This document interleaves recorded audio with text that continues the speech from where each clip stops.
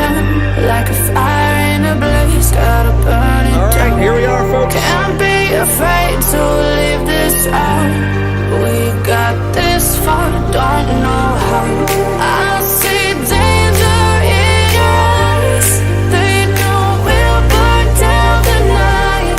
Coming just like the sunrise. You know that we gonna light it up. Tonight we gonna light it up. Tonight we gonna light it up. Just like the sunrise, we gonna light it up.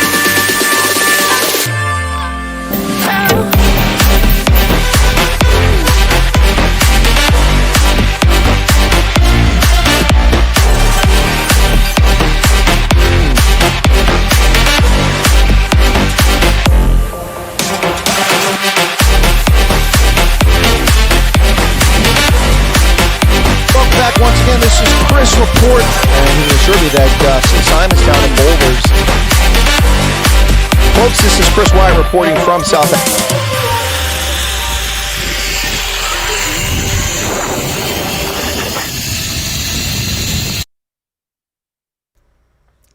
I see danger in your eyes. Robin Houston with Light It Up there, folks, opening up the program, the theme music for the program these days. Welcome back to Chris Wyatt Reports.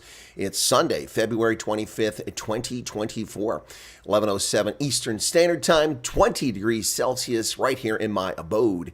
It's the 25th. Welcome back.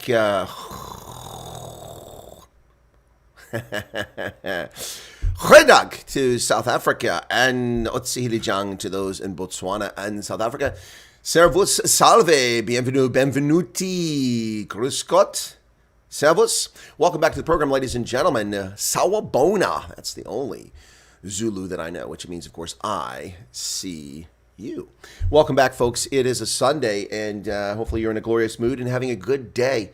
You know, I look back on things last night looking at photos, and I was going through my downloaded folder, which had 13,000 images. Almost all of that is a consequence of my broadcasting over the past 3 years on this machine. And I had to offload those from my main hard drive, which is a solid state drive, moving them on over to a additional drive that I have a tech connected to the computer. I got through about 2,000 of those last night, or 1,500.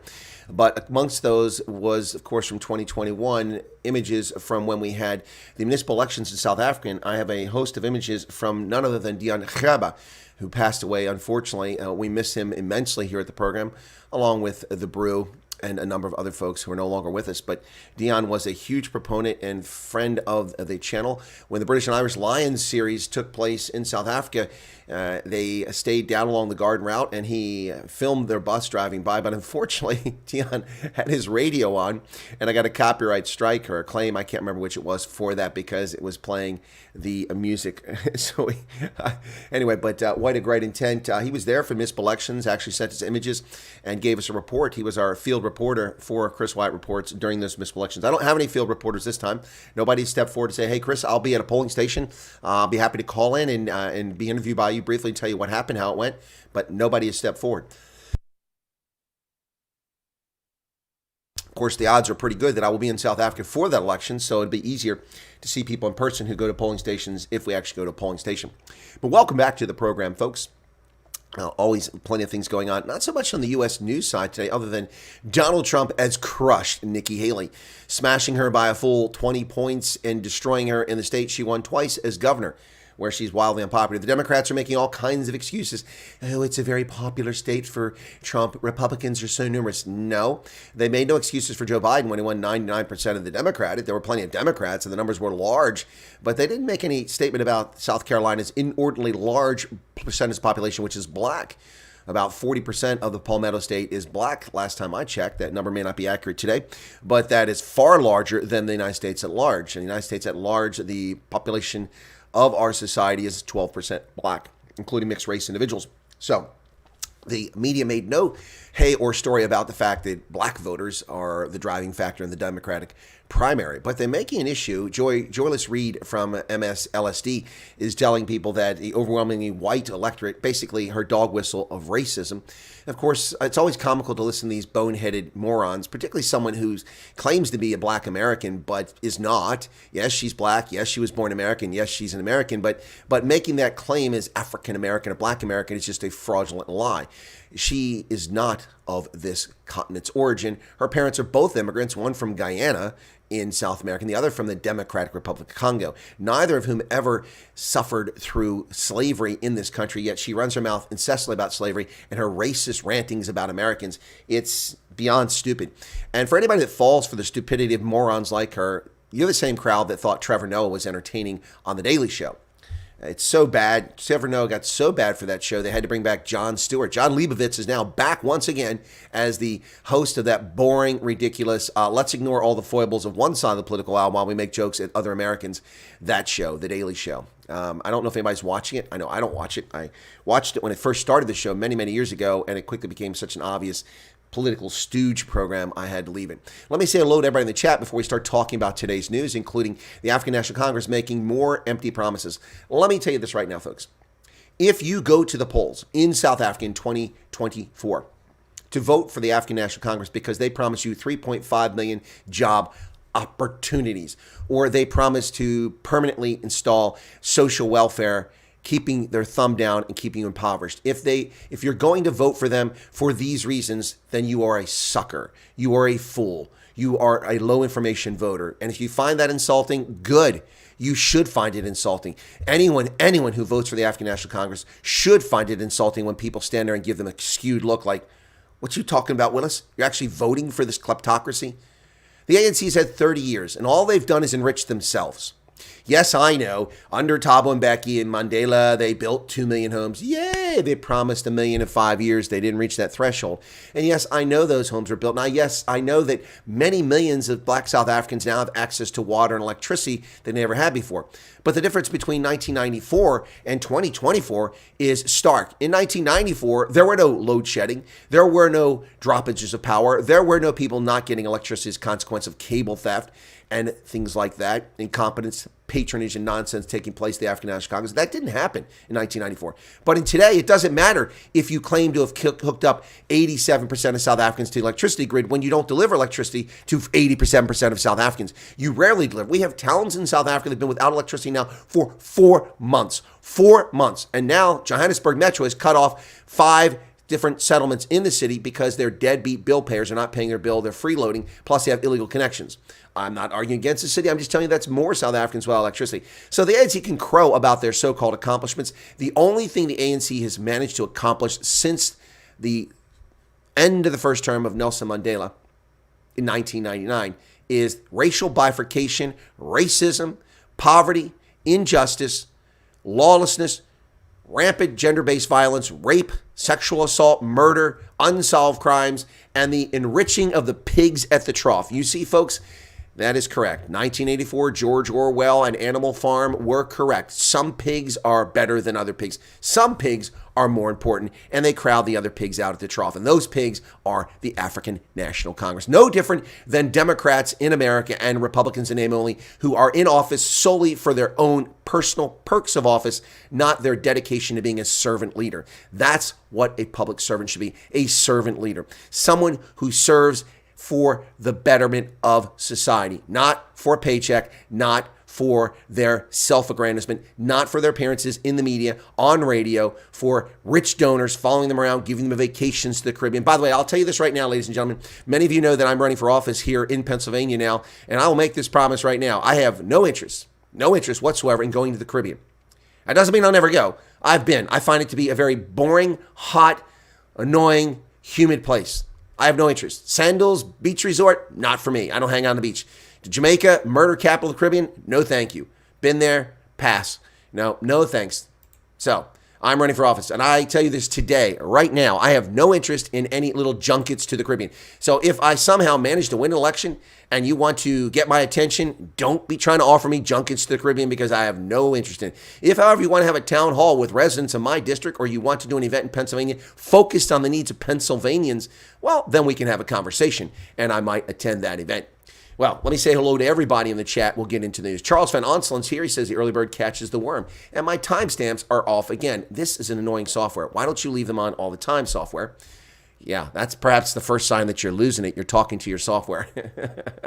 Hester Coates is here. George is here. Carlos Mango says the show must go on. The show is on. All right. Emil Thert. Eric is here. Welcome, Erica. Plaquin de Zona. That's correct, Erica. And my chat just jumped. I've got to zoom back.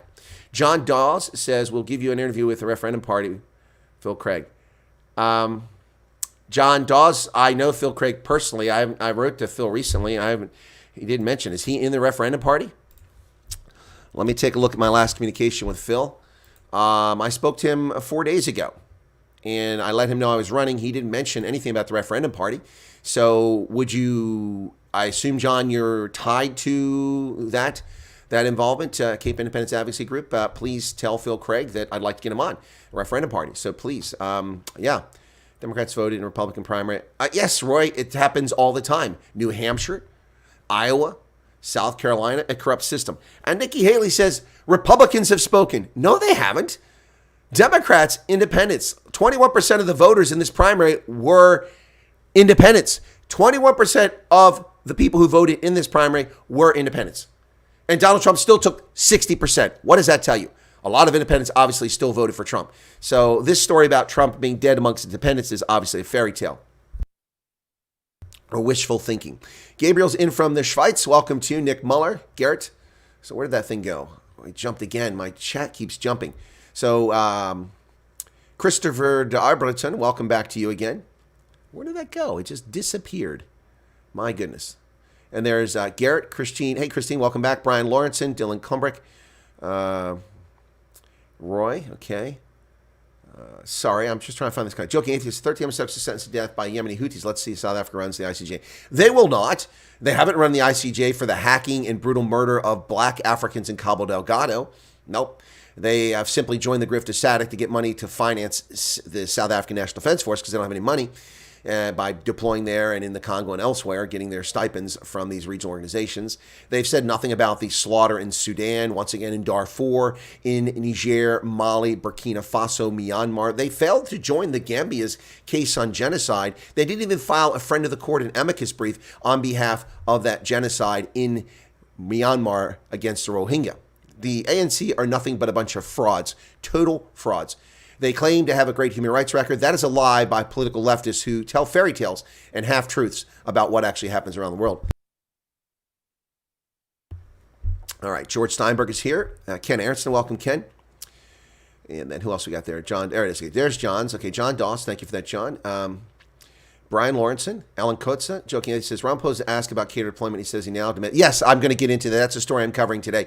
That's pretty funny. There is a point to his demand, but it's comical because the ANC's cater deployment is not the ANC picking candidates to go to fill offices. That's what all parties must do. And that's what he's talking about. But that's not what cater deployment is. Cater deployment is interfering with the political system, in particular with the appointment of justices in the justice system. It is using party apparatus to undermine the rule of law, which is what the African National Congress has been doing the entire time it's been in office, particularly since Cyril Ramaphosa was in charge of that committee around 2011. Bebop Williams is back. Good to see you again. I don't think there are any ANC voters on this channel. Actually, you'd be surprised, Bebop Williams. When little hate-wanking leftists went and, we always get a dislike, at least one on most of the videos. There are a few ANC people who watch this channel. Yep. EFF, I know there's a few EFF who watch it too. Ashley's here, but they don't get in the chat. They never get in the chat because they know they'll get moored. Access to wired electricity does not mean actual. Exactly, Charles. Hooking up connections to the grid without delivering does not mean you deliver electricity. Yep. Erica's giving up on her low list. Okay. All right. Their only promise of ANC's manifesto should be corruption. Exactly. Registered to vote while in Australia. Only voting station is in Canberra. Well, that sucks, Erica. I don't know where you're at. If you're in Perth, that's going to really be a drag. Canberra is a long way from there.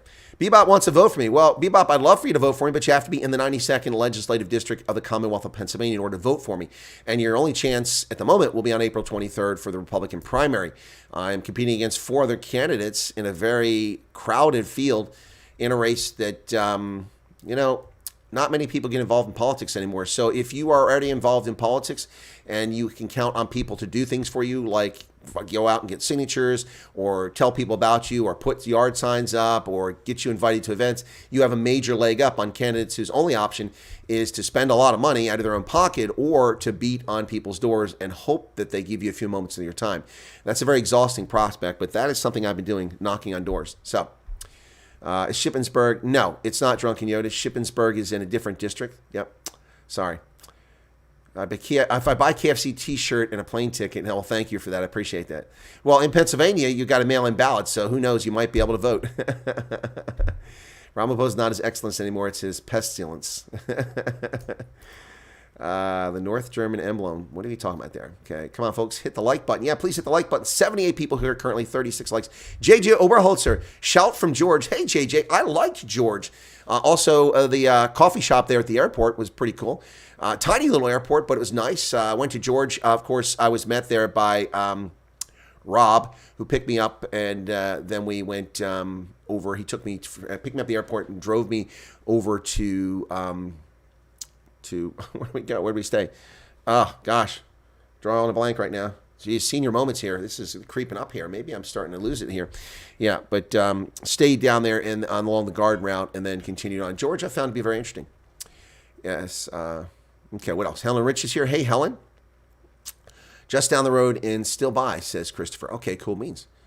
Small world. Yeah, look at that. Small world. Yep. Chris, you need Monica. Monica who? Overberg is beautiful. Yeah, let me just hang on a second here. It's not nice. Nice is the wrong way. What am I thinking of there? Oh, my goodness. Drawing a blank here real quick. Anyway, yeah, so we're going to get into the news in just a moment, folks. I hope that your Sunday is going or has gone well wherever you find yourself around the world. It's already tomorrow on the other side of the world, so we have to keep that in mind. But yeah, come on. There we go. Come on. Mossel Bay. That's what I'm thinking of. Mossel Bay, yeah. So landed at the airport in George, and then it was driven to Mossel Bay, which was pretty cool. And from Mossel Bay, went past George, then on to Neisna, Plettenberg Bay, all the way over to Nelson Mandela Bay or Berna, Port Elizabeth. That was on my first trip back to South Africa. I have not been back down to the garden route since then. The next two trips, I didn't have the opportunity to do that, but maybe I will next time. Last time I flew directly into PE from Cape Town, so we'll see what happens here. Yeah, much confusion caused by the name referendum. Cape Independence been on the go many years longer. That's true. Yeah, but South Africans are very good, Ken, at dividing themselves into tiny little pieces, whether they're Boers or Trek Boers or Afrikaners or English or other groups. It doesn't matter. South Africans, black, white, and brown, have long been very good at dividing themselves into smaller subgroups. Just look at what's happening with the African National Congress, the split with the Umkhonto we Sizwe Party. We had COPE come before that. After that came EFF, all left the ANC. And the ANC today is below 50% already. They just don't realize it. But all those other parties are just extensions of the ANC. The PA is another one, and they'll do what the ANC wants them to do. It was 10-0 at halftime, I believe, Ken, for that Six Nations match. Surprising that Italy stayed that close, but they don't have any lead in their pencil. They're not going to be able to score, so they're going to lose that game unless a miracle happens for Italy. Would be cool to see, though, but unlikely. Especially after last week or the week before when Scotland was cheated. A try that they scored, but it's their own fault. They should never have the game that close. Yep. Oh, Monica Lewinsky. Okay, if you say so. It's pronounced Mossel Bay. Well, sorry, Slippery Pickle. Tell that to Google. Any idea what you think Trump will do to stop Iran and its paid groups of terrorists over the Middle East?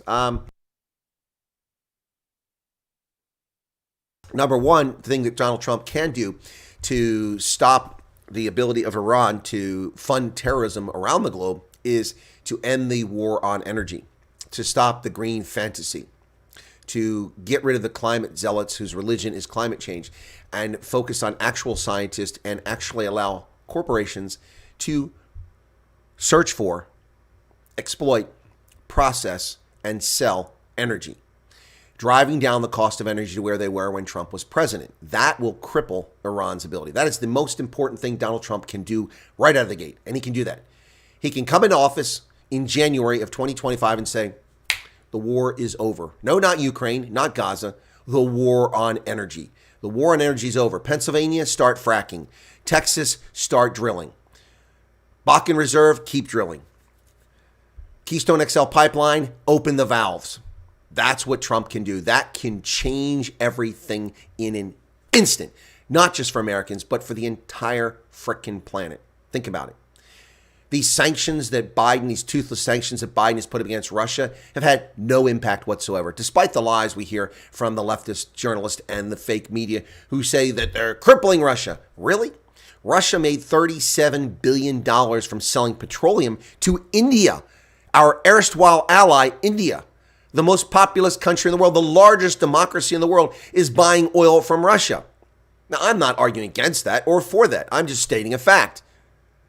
In addition to that, of course, as I reported in 2021, before the war launched, which is 2 years ago now, I think yesterday or today, something like that.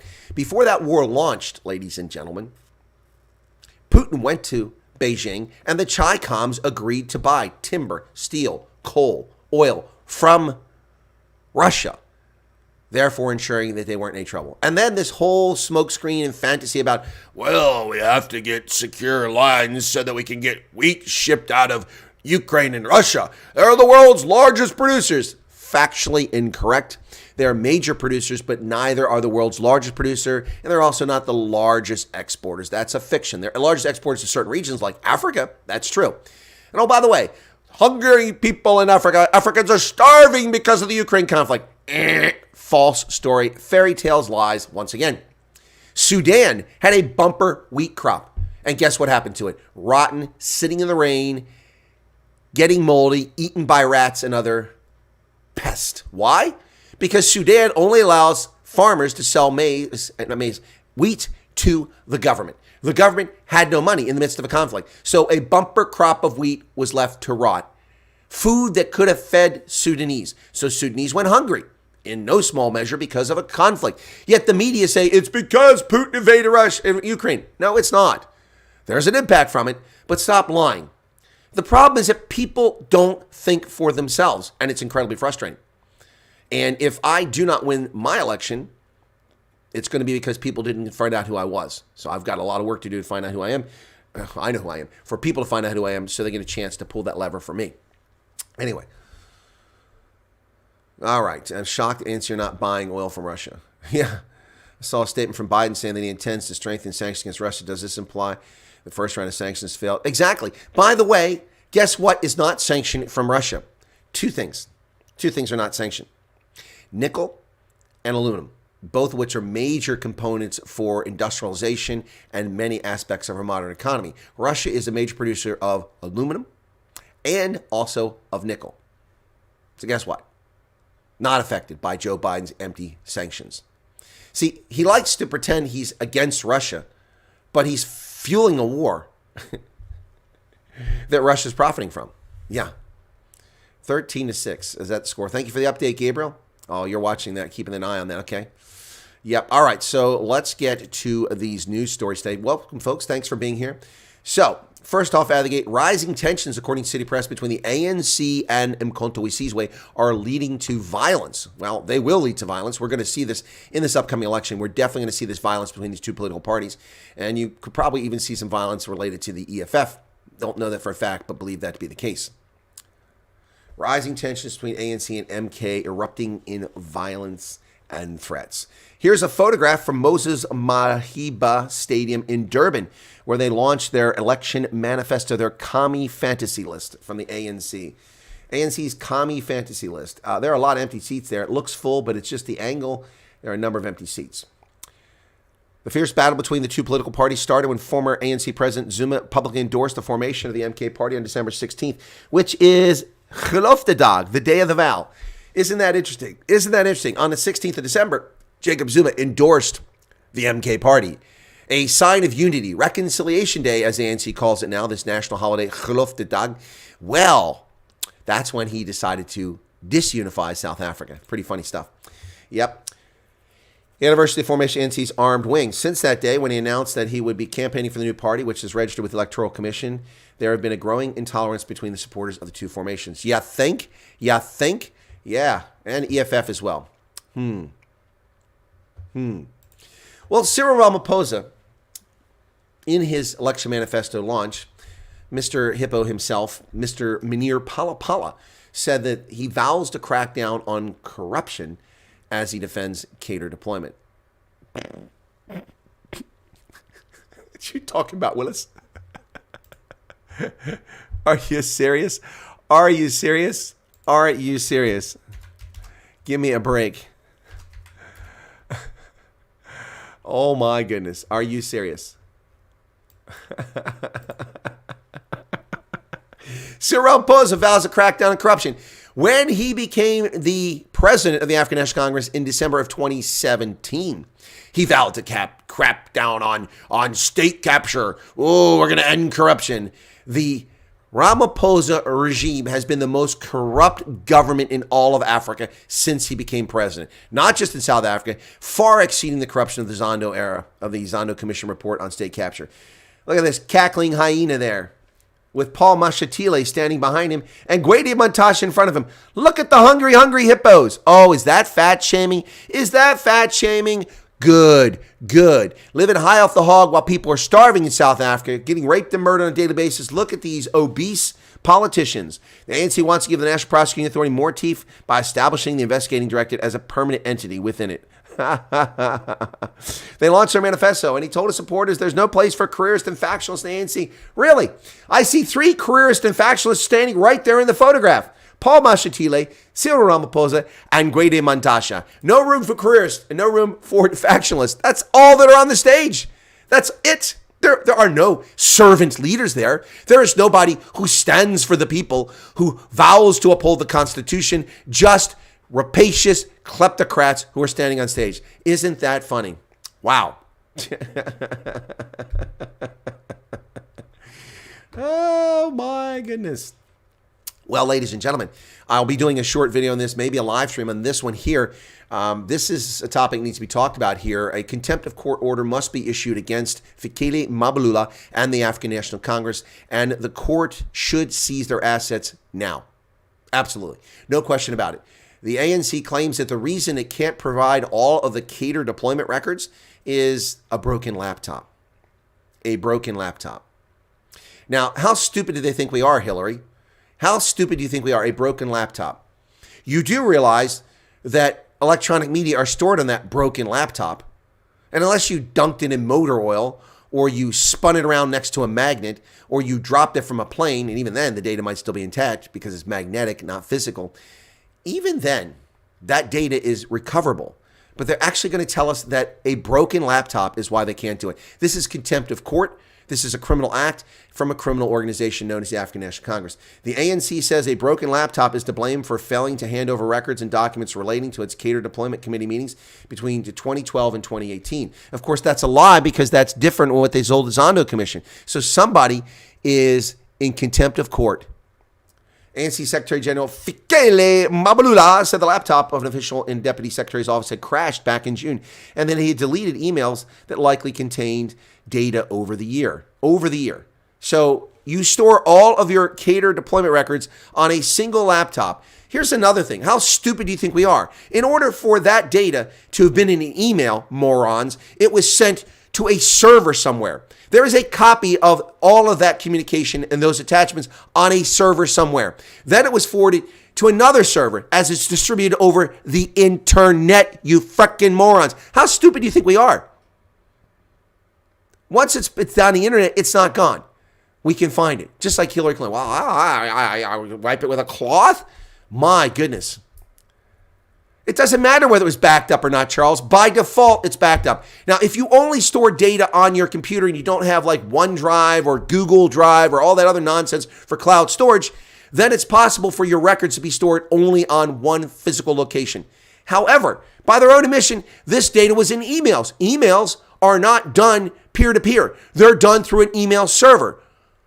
A post office protocol POP3 server or an IMAP server. Ooh, big terms for the morons in the ANC. Do you think we're stupid? I was doing computers before you morons ever stole governance in South Africa. I've been working with computers since the 1970s with IBM data punch cards and then using cassette tapes to load the operating system and then 5 1/4 floppies and then 3.5 floppies and then physical hard drives and then solid state hard drives and then cloud computing. You morons think we're that stupid? This data is everywhere. Issue a warrant. Thank you, Brett. ANC disclose where they get the money. Well, yes, Brett, I did a video on that. Got about 8,000, 9,000 views. Should have got about 900,000 views. Anyway, ANC says a broken laptop is why they can't produce records, which they claim don't exist. Mr. Tapelo Masalela confirmed that some information in respect to the committee had unfortunately been lost when his laptop crashed. He deleted numerous emails likely related to the committee throughout 2023 to free up space in his inbox. He reiterated his reasons in an affidavit to the DA.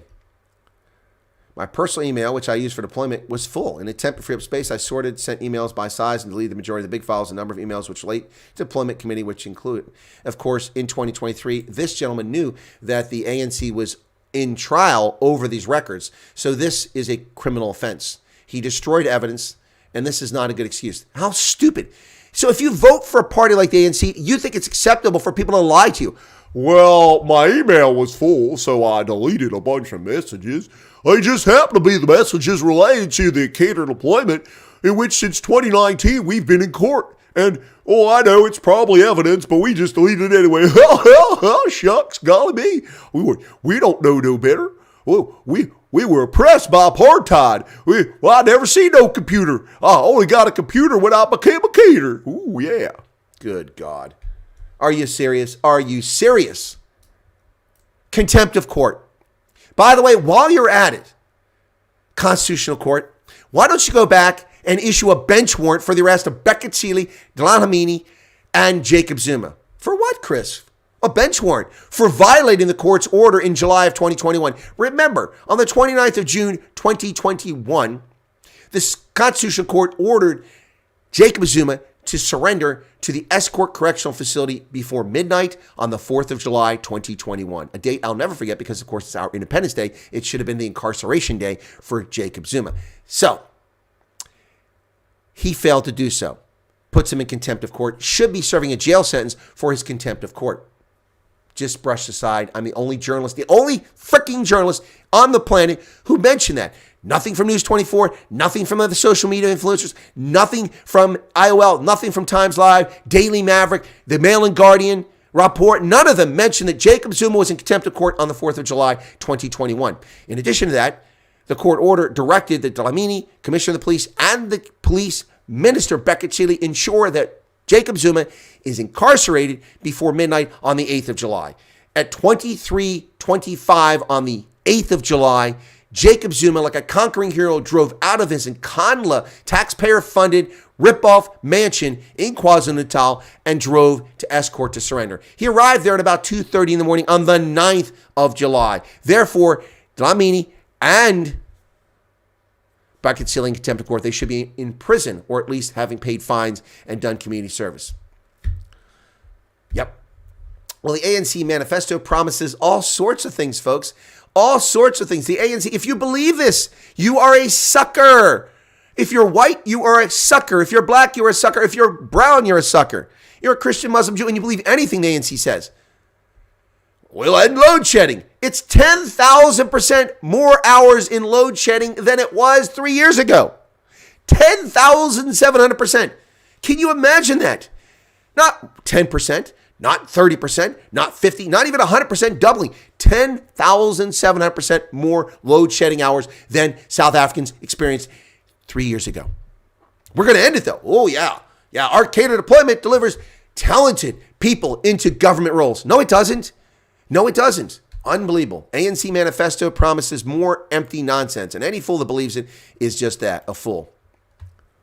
It's 13-13. Go Italy. ANC manifesto promises prescribed assets, national health insurance in 5 years, and 3.5 million new job opportunities with the state. Look at them dancing up there. Only one of the people on that stage is actually fit. The rest are morbidly obese. That's a gentleman in the back right corner there. Oh, fat shaming. Well, when you steal and eat like pigs at the trough, I'll fat shame you. Politicians. Go Italy, Forza, forward Italy. Yep, the ANC promised 3.5 million work opportunities from the government. Wow. Unbelievable, folks. This is just ridiculous. This is ridiculous. Let me leave this up here, and I'm going to tell you some of the things they've promised here, okay? They want to start a public banking sector by creating public banks. So the ANC wants public banks. They're going to crowd into the capital market with public banks. We've already seen what's going on with the land bank. There's a perennial crisis with provincial banks like the VBS Bank because of the EFF and the Itala Bank in KZN beset by serial corruption. Unbelievable. The land bank is in crisis too. The Post Bank, the largest state-owned bank, is never functioning properly. And they want to create more state-owned banks so they can steal your money and they can track your movements. Wow. Wow. The ANC said the following at its manifesto launch. This is pure drivel. You ready for this? The ANC said the following. The hardship and suffering of many have led them to believe that ANC leaders care only about themselves. Well, yeah, of course. That we are soft on corruption. Well, yeah, you are. Name to me one senior member of the ANC who has been convicted of a crime and sentenced to prison. And no, Jacob Zuma is not a senior member of the ANC. He's a member of Mkhonto we Sizwe. So you can't count him. And he didn't get convicted of a crime. He was convicted of contempt of court, which is a criminal act in front of the court. So name one. Has Munir Palapala been charged with money laundering, with currency violations, with perversion of justice, with misuse of security services? Has he been charged in Palapala? No. Has Dr. Zweli Mkhize, who the Special Investigating Unit said prima facie with evidence that he profited from the Digital Vibes contract and he's corrupt, has he ever been charged with a crime? No. Has Zandile Gumeda, who years ago, as mayor of Durban, is charged with 168 counts of corruption, ever been prosecuted and convicted? No. The trial keeps getting delayed. Has Ace Magashule, over the asbestos tender in the Free State, 251 million rand of corruption, ever been prosecuted? No. Has Ace Magashule ever been prosecuted for the corruption related to the Vereda dairy scandal? No, it hasn't. Has Jacob Zuma ever faced a trial for Oilgate? Well, that wasn't really his fault. For the arms scandal? No. Which ANC senior officials have been charged with PPE theft?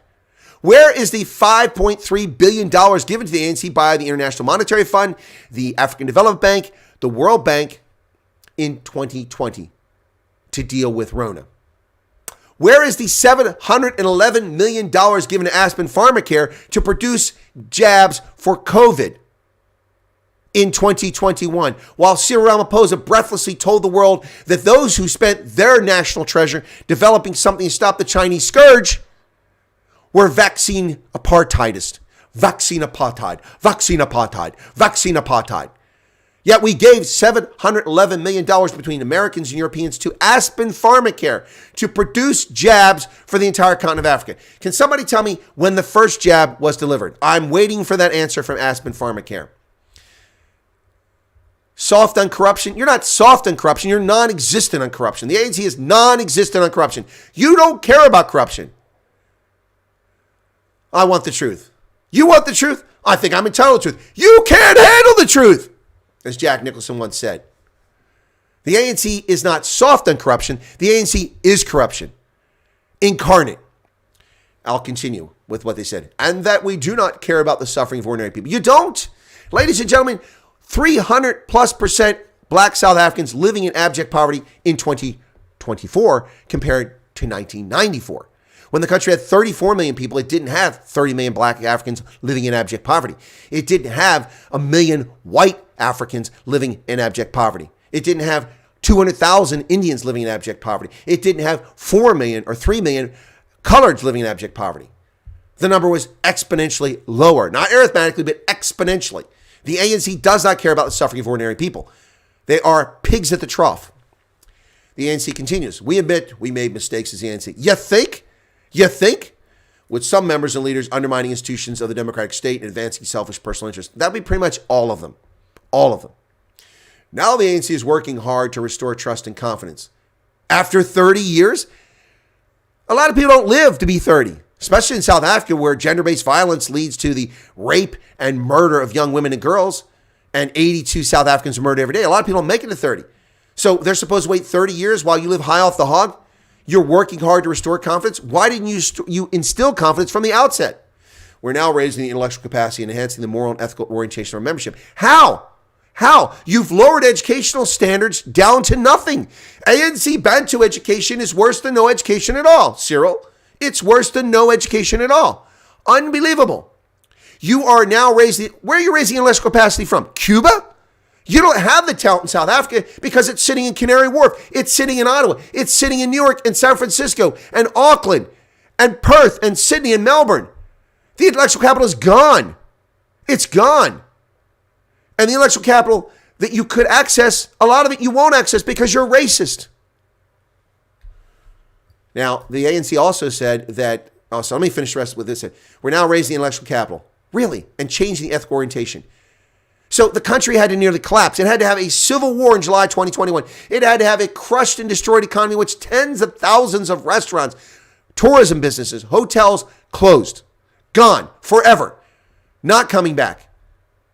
And then an insurrection. Millions died. It has to have the world's highest population of HIV positive people before you clowns take action. 7.8 million South Africans are HIV positive. If it wasn't for the generosity of the United States, they'd be dying in droves. Wow. ANC, you now are going to raise the intellectual capacity and you have the ethical position. You're so full of it. You're so full of it. Folks, wake up. Wake up. Now, the ANC also wants to increase the basket of VAT-exempt foodstuffs to support community and support community and home gardens. So the ANC is encouraging South Africans to have Schrebergarten. Schrebergarten is named after a gentleman named Schreber in Germany, who in the aftermath of the Second World War, when Germans were starving, encouraged urban dwellers to grow patches of vegetables. And they still exist to this day. It's a very popular hobby for Germans. In urban centers, they have gardens there and people have little plots and they go plant their cabbages and their beets and their carrots and their peas and maize and all that. And they raise their own food. It's called a Schrebergarten. Things are so bad inside. We had in World War II because the military demanded such a large amount of food, plus we're feeding people in the Soviet Union all around the world, that we had to get more food. So in America, after the Dust Bowl events in the 1930s, they encouraged victory gardens and victory cabbage instead of sauerkraut. Yep, we had the same thing. South Africa now, in the midst of an opulent 21st century world, is telling South Africans to have Schrebergarten, victory gardens, home gardens, because, well, we need to help you with your food. Why is the ANC only now suggesting that they remove the VAT on foodstuffs like maize and other things? Why wasn't this done when inflation began to kick in? They don't care. The government in the future will attack price fixing, which is comical. The government will attack price fixing? Who do you think sets the price for petrol in South Africa? Do you think it's the oil producers? The petrol stations? Engine? Do you think Engine or Sasol sets the price for petrol or diesel or paraffin? No! Price fixing is done by the ANC itself. But they're going to attack price fixing. Why don't you attack price fixing where it starts, with the corrupt government and its communist ideals? Wow. And they said the national minimum wage should continue to increase, costing more jobs. Now, they're going to promote cheaper and subsidized solar. Who's going to pay for that subsidy? Who's going to pay for the subsidy? You don't have any money now. And they're going to install rooftop solar panels in poor areas. What does that mean? What does that mean, ANC? What poor areas are you going to install rooftop solar? And who's going to pay for that? Where's the money coming from? Oh, I know. It'll be a BEE tender. That's right. That's right. My majority black-owned company will win the tender to put in these solar panels on tin shacks in Alexandria, in Khayelitsha, on the airport approach road in Cape Town. That's right. Yeah, in Guguletu, yes, and Soshanguve, we are going to put these panels in. They won't exist. There'll be no panels. It's more pigs at the trough. This is a party enrichment, cater, thieving manifesto. Everything in it's about stealing money from you, South Africans, black, white, and brown. My goodness. Wow. They highlight the national oil. What? A national oil company? Wow. They want to build state petroleum refining capability. Yeah, because that works so well. South Africa has destroyed its market so that only one refinery is currently functioning in the entire country because of the controls on the price. By controlling the price and fixing the price, by price fixing, the ANC has destroyed the private sector. Only one refinery, which is owned by Shell and its subsidiary in Western Cape, in the eye view of Table Mountain. The only petroleum refinery functioning in South Africa. The largest one in Durban shut down because they can't make any money. They can't get any money because the government is price fixing. But the ANC just said they're going to attack price fixing, which is what they're doing, price fixing. So I'm sorry. Are you confused? I'm not, because it's all lies. They want a state national oil company. No, it doesn't work. The Soviet Union failed. The DDR failed. Communist Hungary, Romania, Bulgaria failed. North Korea is a failed state. China is not a communist country. It's run by communists with a pseudo-free market mercantilist economy. That's why it hasn't failed. But when it was communist, it failed. They had to murder 30 million Chinese. And they still failed. The party says it will strengthen the SAP's economic infrastructure task team to deal with entrenched organized syndicates. No, it's not. The party profits from these syndicates. Ask yourself who made money off of the cigarette ban during COVID. Did the Zumas come to mind? Does Nkosazana Dlamini Zuma's name come to mind? You know, she said, of course, when people zol, they roll the papers. When people zol, they share the zol. License registration. It's on the back of the car, man. In D.C. The dumbest ANC member. Yes. Yep. They will strengthen the task team's deal with syndicates. It promises data and evidence-based policing. Really? Oh, we're going to start that now. We're going to start evidence-based policing. Well, it's about time. As well as a focus on gang violence and cash in transit heist. Really? They've been promising that cash in transit and violence, gang violence, are priority crimes for 15 years. Yet they're worse today than they were 15 years ago. But what are they not talking about? They're not talking about minority South Africans. None of this manifesto is geared in any way whatsoever to the people actually funding the government, people actually ensuring that the government can function in any degree. They're completely ignored by this. Completely ignored. Completely ignored by this. The party promises more rigorous lifestyle audits. Yeah, sure. Improved vetting. Oh, okay. And real-time audits of critical projects, and says it will strengthen anti-corruption bodies. Really? Do you believe any of this? Do you believe any of this? I don't. Not for a heartbeat. Not for a heartbeat. We have to treat corruption as a crime against the people, says Cyril Ramaphosa. Well, let's start with $580,000 smuggled into South Africa by a so-called Sudanese businessman and delivered to Pala Pala Game Ranch in South Africa. A ranch owned by Cyril Ramaphosa. That $580,000 not declared to immigration, not declared to customs, not put into a bank, given to Cyril Ramaphosa's property manager, and then stuffed into furniture. Because we all know that when you come into $580,000, you just, hang on, let me see. I've got a few dollars in my wallet here. Let's see. Here's one ringgit, there's two, there's three, there's four, there's five. Oh, there's a five. There's $10. All right, that's just falling in my lap. So instead of putting this in the bank, I'm going to stick it under my seat right now. Because that's where you put money, right? I mean, why is the ANC creating new public banks? We don't need banks. Cyril Ramaphosa showed us the way. Just stick it in the drawer, man. Stick it in there. Put that. But actually, that's not what happens. What the ANC does is this. They take that money and they put it here, right there in their pocket. Safekeeping until they spend it at Sun City or Dubai or Havana. Yes. Or, Moscow, if you're Fikele Mabalula. Wow. Can you believe this nonsense? Many South Africans driven from productive, useful jobs to substance. Yep, exactly. Oh dear, we hit upright and winning penalty Italy. What? Italy hit their upright and could have won it and didn't win it? Oh man. Deng Xiaoping saved China by introducing capitalism in China and giving its people. No, Deng Xiaoping didn't introduce capitalism. That came after Deng Xiaoping. Oh no, I'm sorry. Yeah. You're right. Yeah, you're right. You're correct. I stand corrected. Mao. I was thinking Mao. Sorry. Yep. Just go look at the chickens clapping. Yeah, exactly. Yep. ANC can't fix potholes. How are they going to get new oil rigs? How are they going to have an oil company? How are they going to have public banks? They want to restart Petro SA. Good luck with that. No solar panels to cover potholes.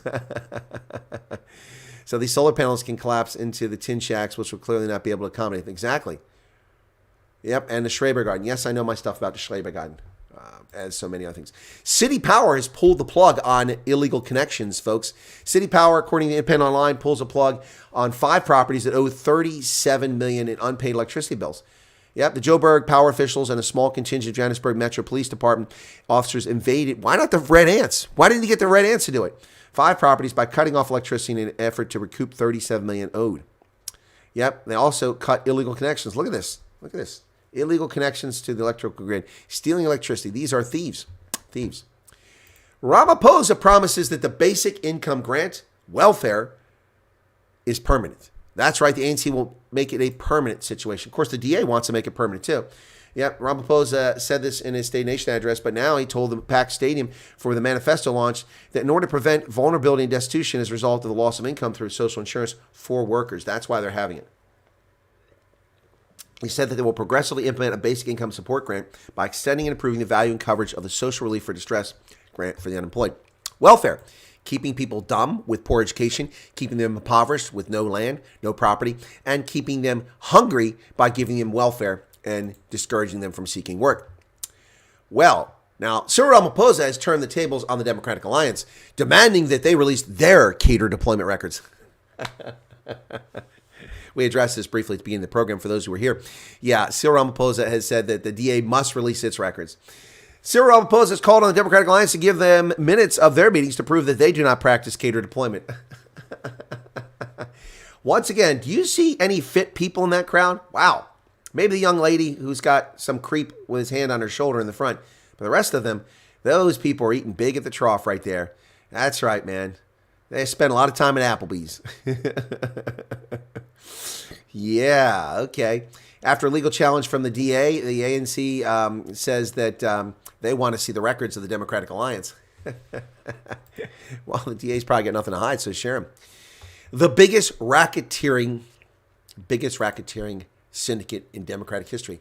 That's what's said about the ANC Cater records. Jesse Duarte, the vile ANC insidious creature who passed away recently, was deeply involved in this Cater corruption. She wrote to a justice minister to address the influence of the Chief Justice, Cater deployment records reveal. Of course, she's dead, so they don't mind revealing her crimes. Wow. When a candidate favored by the ANC didn't get support of the Judicial Service Commission back in 2020, the governing party ordered the justice minister to address the issue of the influential role of the Chief Justice as soon as possible. Records show that while President Ramaphosa told the Zondo Commission that ANC cannot appoint judges, it didn't stop the party from trying and then attempting to interfere with the judiciary and the independence of the Chief Justice when it didn't get its way. Well, there you go. There you go. Corruption extraordinaire, just like the Democrats and rhinos here in America, folks. Just like them. Well, the private sector has been picking up the pace at a huge cost to South Africans. One of our viewers yesterday talked about the property with all the solar panels completely off the grid for Eskom, relieving the pressure. But here's the thing. Here's the thing. Despite the fact that the private sector is now generating gigawatts of power, the ANC still can't stop load shedding as Eskom collapses around us. Private sector is stepping in as Eskom collapses. This story in My Broadband. Eskom's collapse has seen load shedding increase from 192 gigawatt hours in 2018 to 19,794 gigawatts in 2023. The 10,200% rise in load shedding means that South African households and businesses are left without power for hours every single day. It's cost 1.8% GDP loss last year alone. Wow. Eskom's data show that the country's installed solar rooftop photovoltaic has increased from 983 megawatts in March of 2022 to 4,412 megawatts in June 2023, and it's still picking up pace. Standard Bank revealed it has financed 4,000 megawatts or 4 gigawatts of alternative energy products with 3,000 already under development. Ladies and gentlemen, South Africa's grid, which is 52 gigawatts, has added 4.4 gigawatts of power in the last 2 years in the private sector. Eskom has added nothing to the grid, nothing. They've taken things out. Despite about 10% additional electricity being generated in South Africa by private suppliers, Eskom continues to have record load shedding. Wow. Well, the sheriff has cleared Greenpoint. People have been told to get out of there, and they've been removed. One of my viewers said something about Africans being dumped in Mitchell's Plains yesterday. I don't know if they were talking about these residents or who, but there are white folks in this too who were evicted. Sheriff of the court removes homeless from Greenpoint tennis courts. Homeless residents' Greenpoint's tennis courts have been removed by the sheriff of the court. In December, the Western Cape High Court granted the city of Cape Town final eviction order, allowing it to remove dozens of homeless people from the spot. On Thursday morning, City of Cape Town law enforcement, along with heavily armed police, swooped in on the area to dismantle structures. The order gave 37 people who lived on the property to vacate voluntarily by January 31st, or they would be removed, and they've now been removed. The gates will be locked to prevent any further access to the site, so nobody can use the site. Great. City property. You can't use it. This morning at 10:15, the camera system noticed informal structures burning just off Beach Road near Sea Point Police Station. Fire crews from Sea Point and Roland were on the scene. By 11:10, firefighters extinguished the fire, which destroyed approximately 10 informal structures and left several persons destitute. And you can see some of the homeless there, which includes black, it appears to be colored, and white folks, all who are homeless. City approached the Western Cape High Court to obtain the order, so they've been evicted now. And Unati Mbuia said she is only able to take a blanket when law enforcement officers swooped in. I'm not okay. Many of the people stay here because they work around here, and now if they remove us, we have nowhere to go and we can't make a living. Another resident, Sean Hibbert, said the city had offered them alternative accommodation in Delft, but Delft is too far away, whereas we can make a living by scramble here. In other words, not a living. They're not actually working, they're just hustling. So they can't hustle in Delft. So they're unhappy. Yes, the electricity you don't receive costs twice as much. Well, every 100 Rand that you spend for petrol in South Africa, anyone want to take a guess how much of that? Let me put a poll up and see if you guys can guess this. All right, so let's see if we can guess this. Start a poll. Okay, how's Italy doing? Get an update on that, Radine? So how much...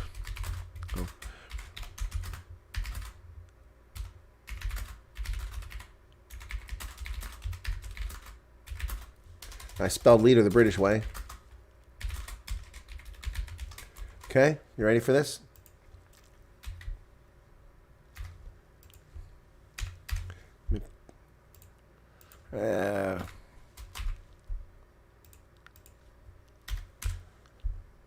All right, so you got four options there. A liter of petrol in South Africa. How much of that goes to the government? So this is an amount that they could give poor South Africans immediate relief. They could immediately end their suffering just by taking the petrol tax off. How much of every 100 Rand? So it's a percentage, basically. I'll put that up there. I'll come back to that story. Don't let me forget about it. Well, after the bell, the budget and the 150 billion Rand that they're going to steal from the rainy day account. That's right. That's where they're getting the money from. South African Reserve Bank will fork out big gobs of cash and put them in the pockets of the Treasury. Yep. In other words, coming out of your pocket. 100 billion Rand is being robbed from that account, and two more of 25 billion after that. So 150 billion Rand over the next year plus. Yep. This is coming from the Gold and Foreign Exchange Contingency Reserve Account, the GFECRA.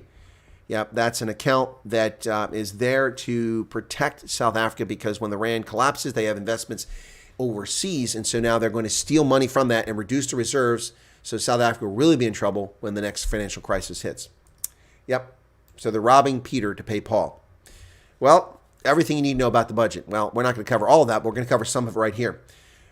Enoch Gondwana says the South African debt burden hits its most dangerous level since 1947, and it's resorted to stealing 150 from the reserve.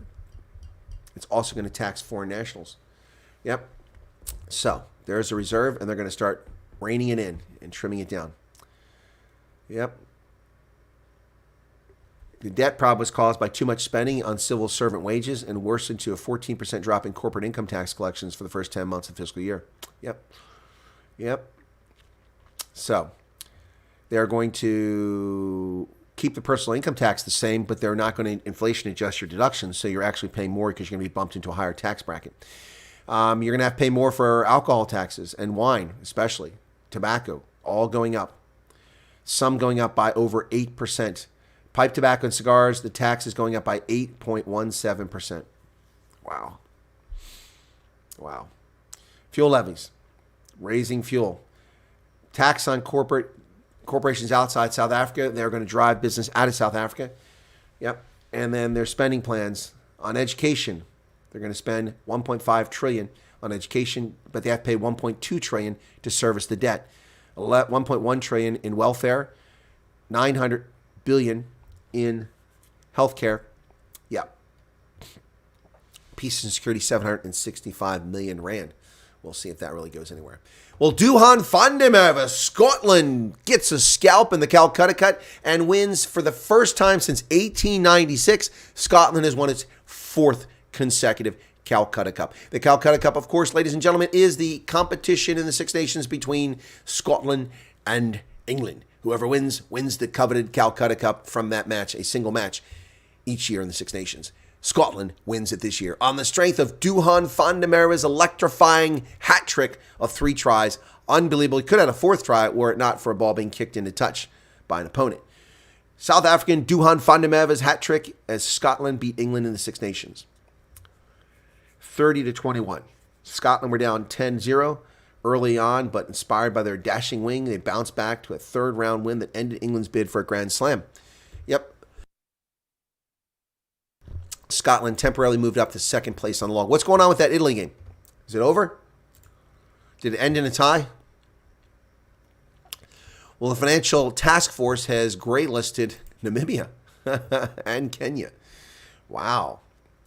Namibia's Financial Intelligence Center said earlier on Friday that putting Namibia on the gray list could have negative impacts on their foreign direct investment. No kidding, Sherlock. You shouldn't be allowing terrorism financing to occur on your shores.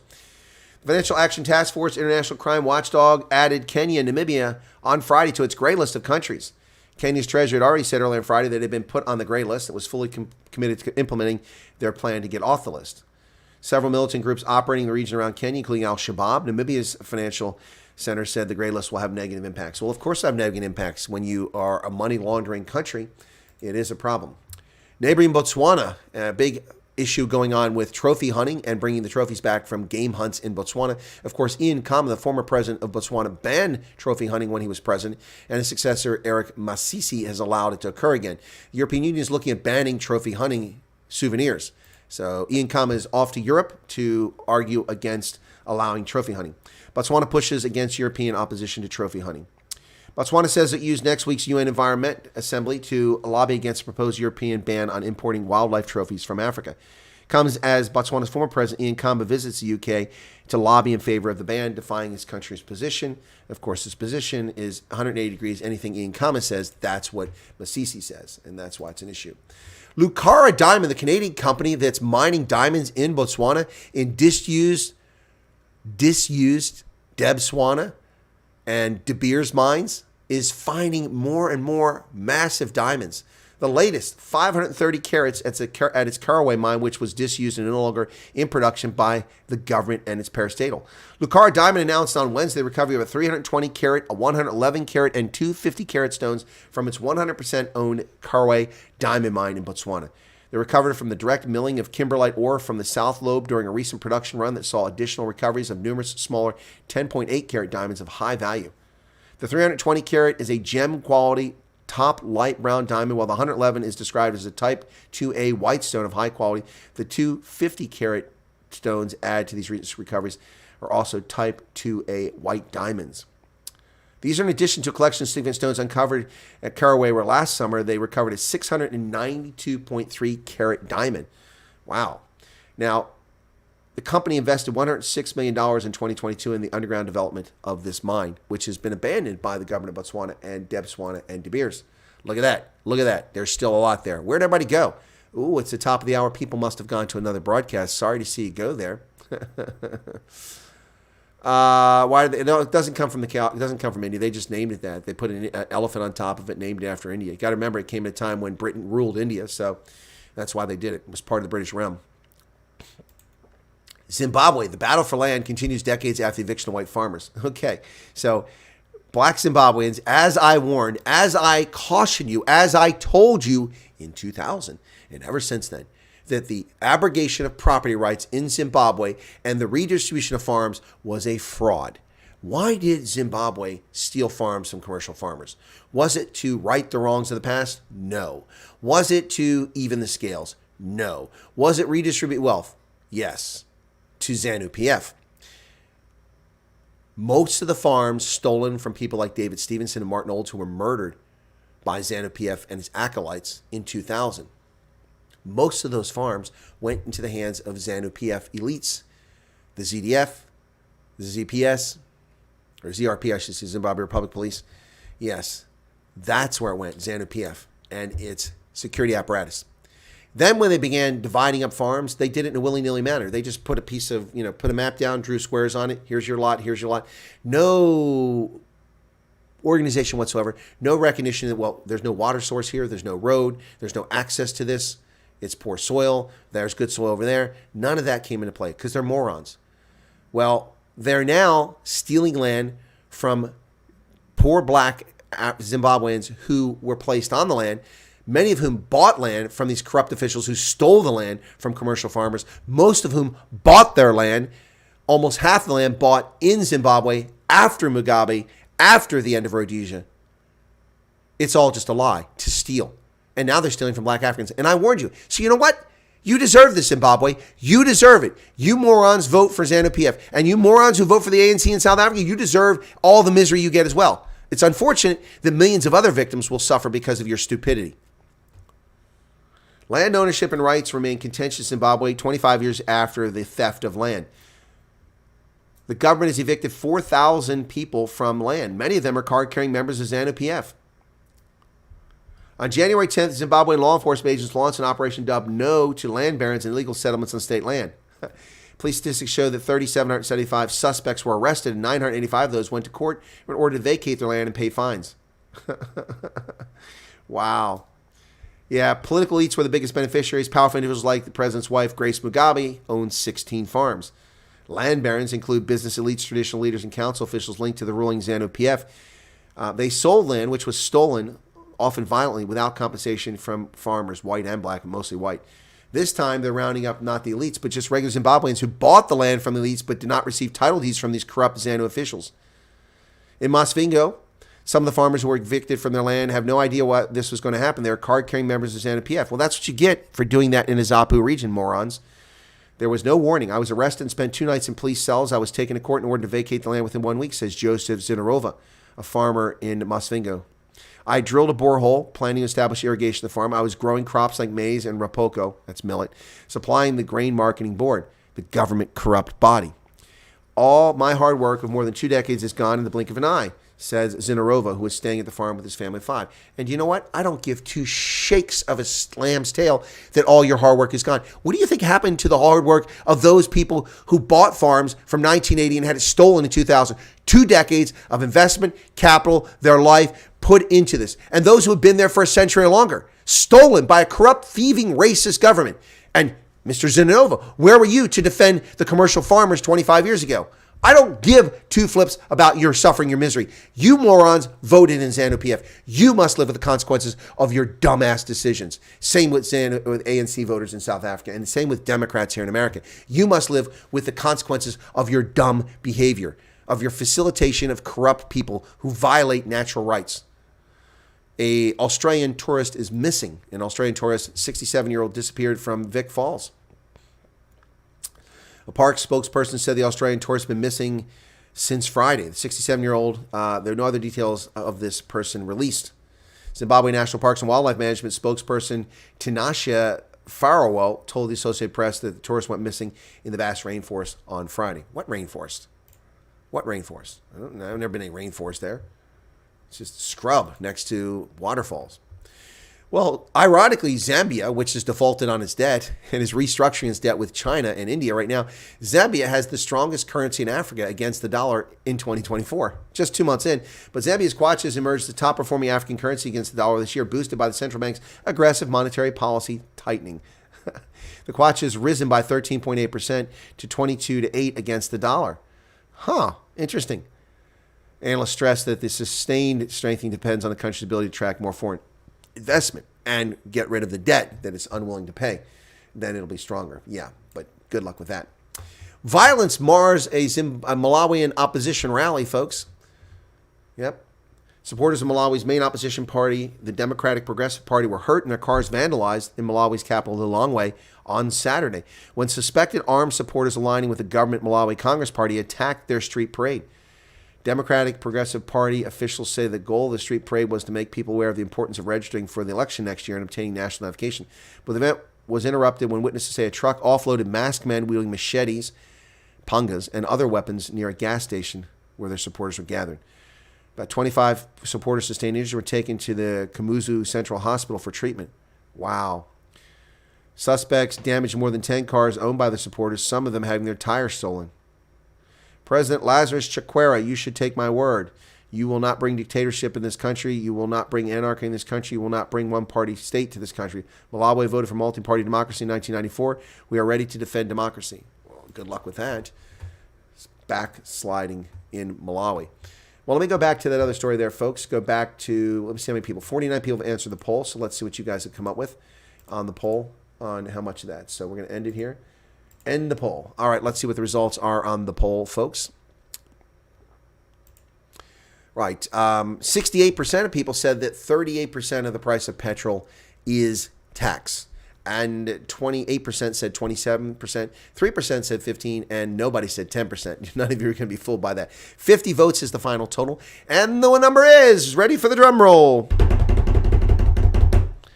The number is 27. 27 cents of every rand goes to pay taxes on your petrol.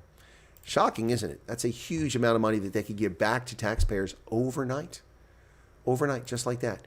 Every liter of petrol, folks, they could give that money back to you just like that. There you go. For every 100 rand, 27 is tax. Look at that. Look at these greedy, rapacious thieves in the ANC stealing your hard-earned money. Yep. Well, a cyber attack has hit Malawi's immigration system, and it's a ransomware demand. The thieves want Malawi to pay. Malawi's government suspended the issuing of passports following a cyber attack on Immigration Services computer network. President Chakwera told MPs the targeting of the department amounted to a serious national security breach. They were asking for ransom. We are not in the business of appeasing criminals with public money, nor are we in the business of negotiating with those who attack our country.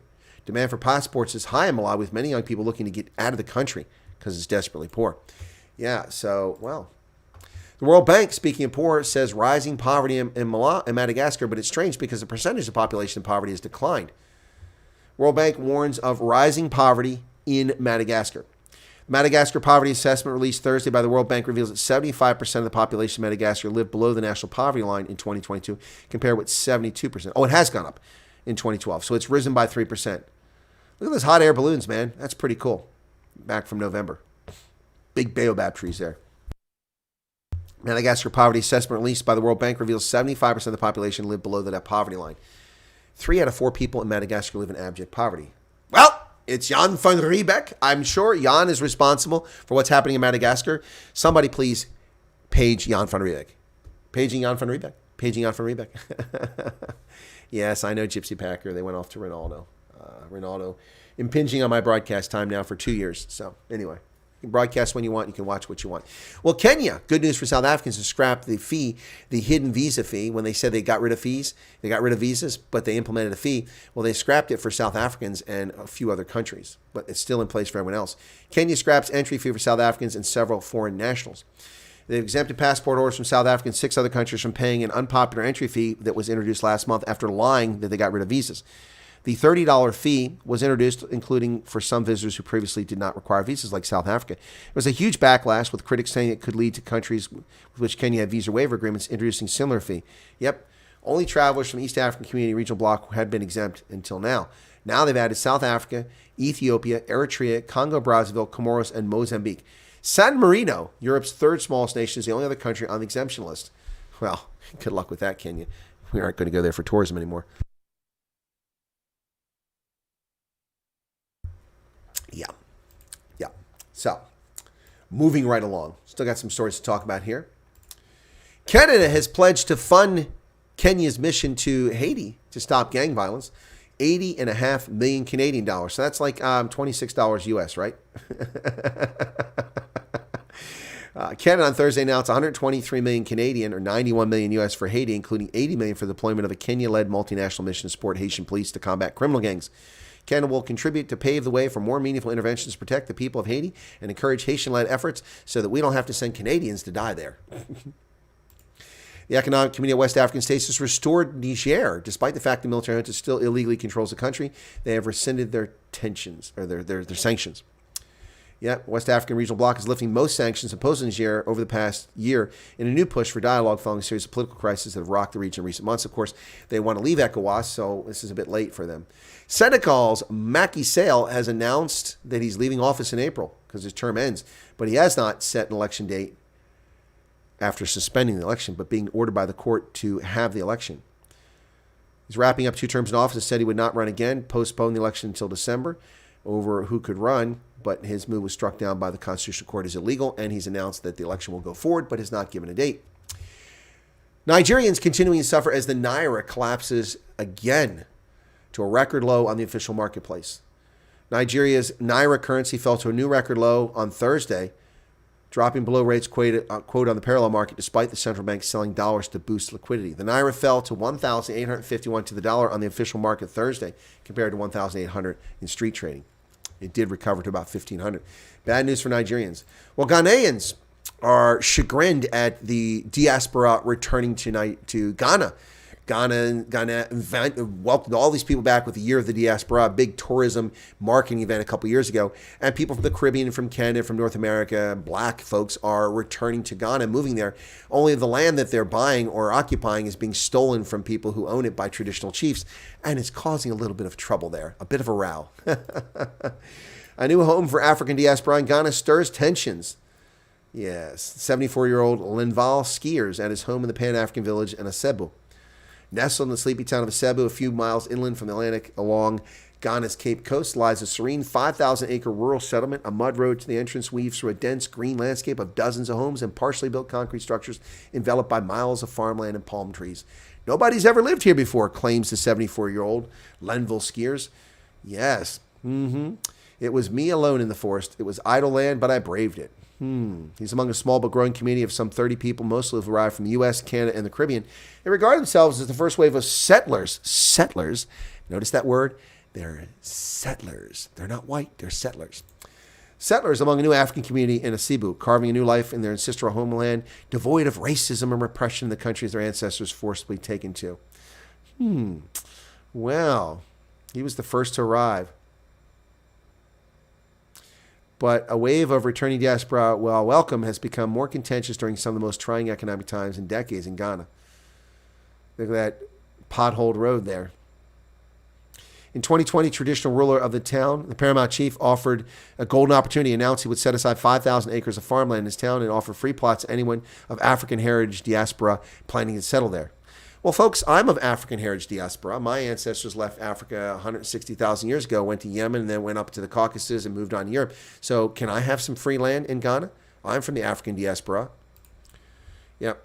The settlement was gifted as part of the 2019 Year of Return, a year-long government campaign calling on people of African heritage to return to Ghana. Since then, thousands have arrived settling in Ghana. More than 560 have acquired the land, paying admin fees of $1,000 to $1,200 per plot to the paramount chief. Wow. Unfortunately, we've been farming there for generations, says the 59-year-old farmer, Kwesi Otubensel. Now it's been destroyed. They stole his land. He used to farm yams, coconuts, oranges, and several other crops on 123 acres of his family's farmland, which is now part of the Pan-African village. There's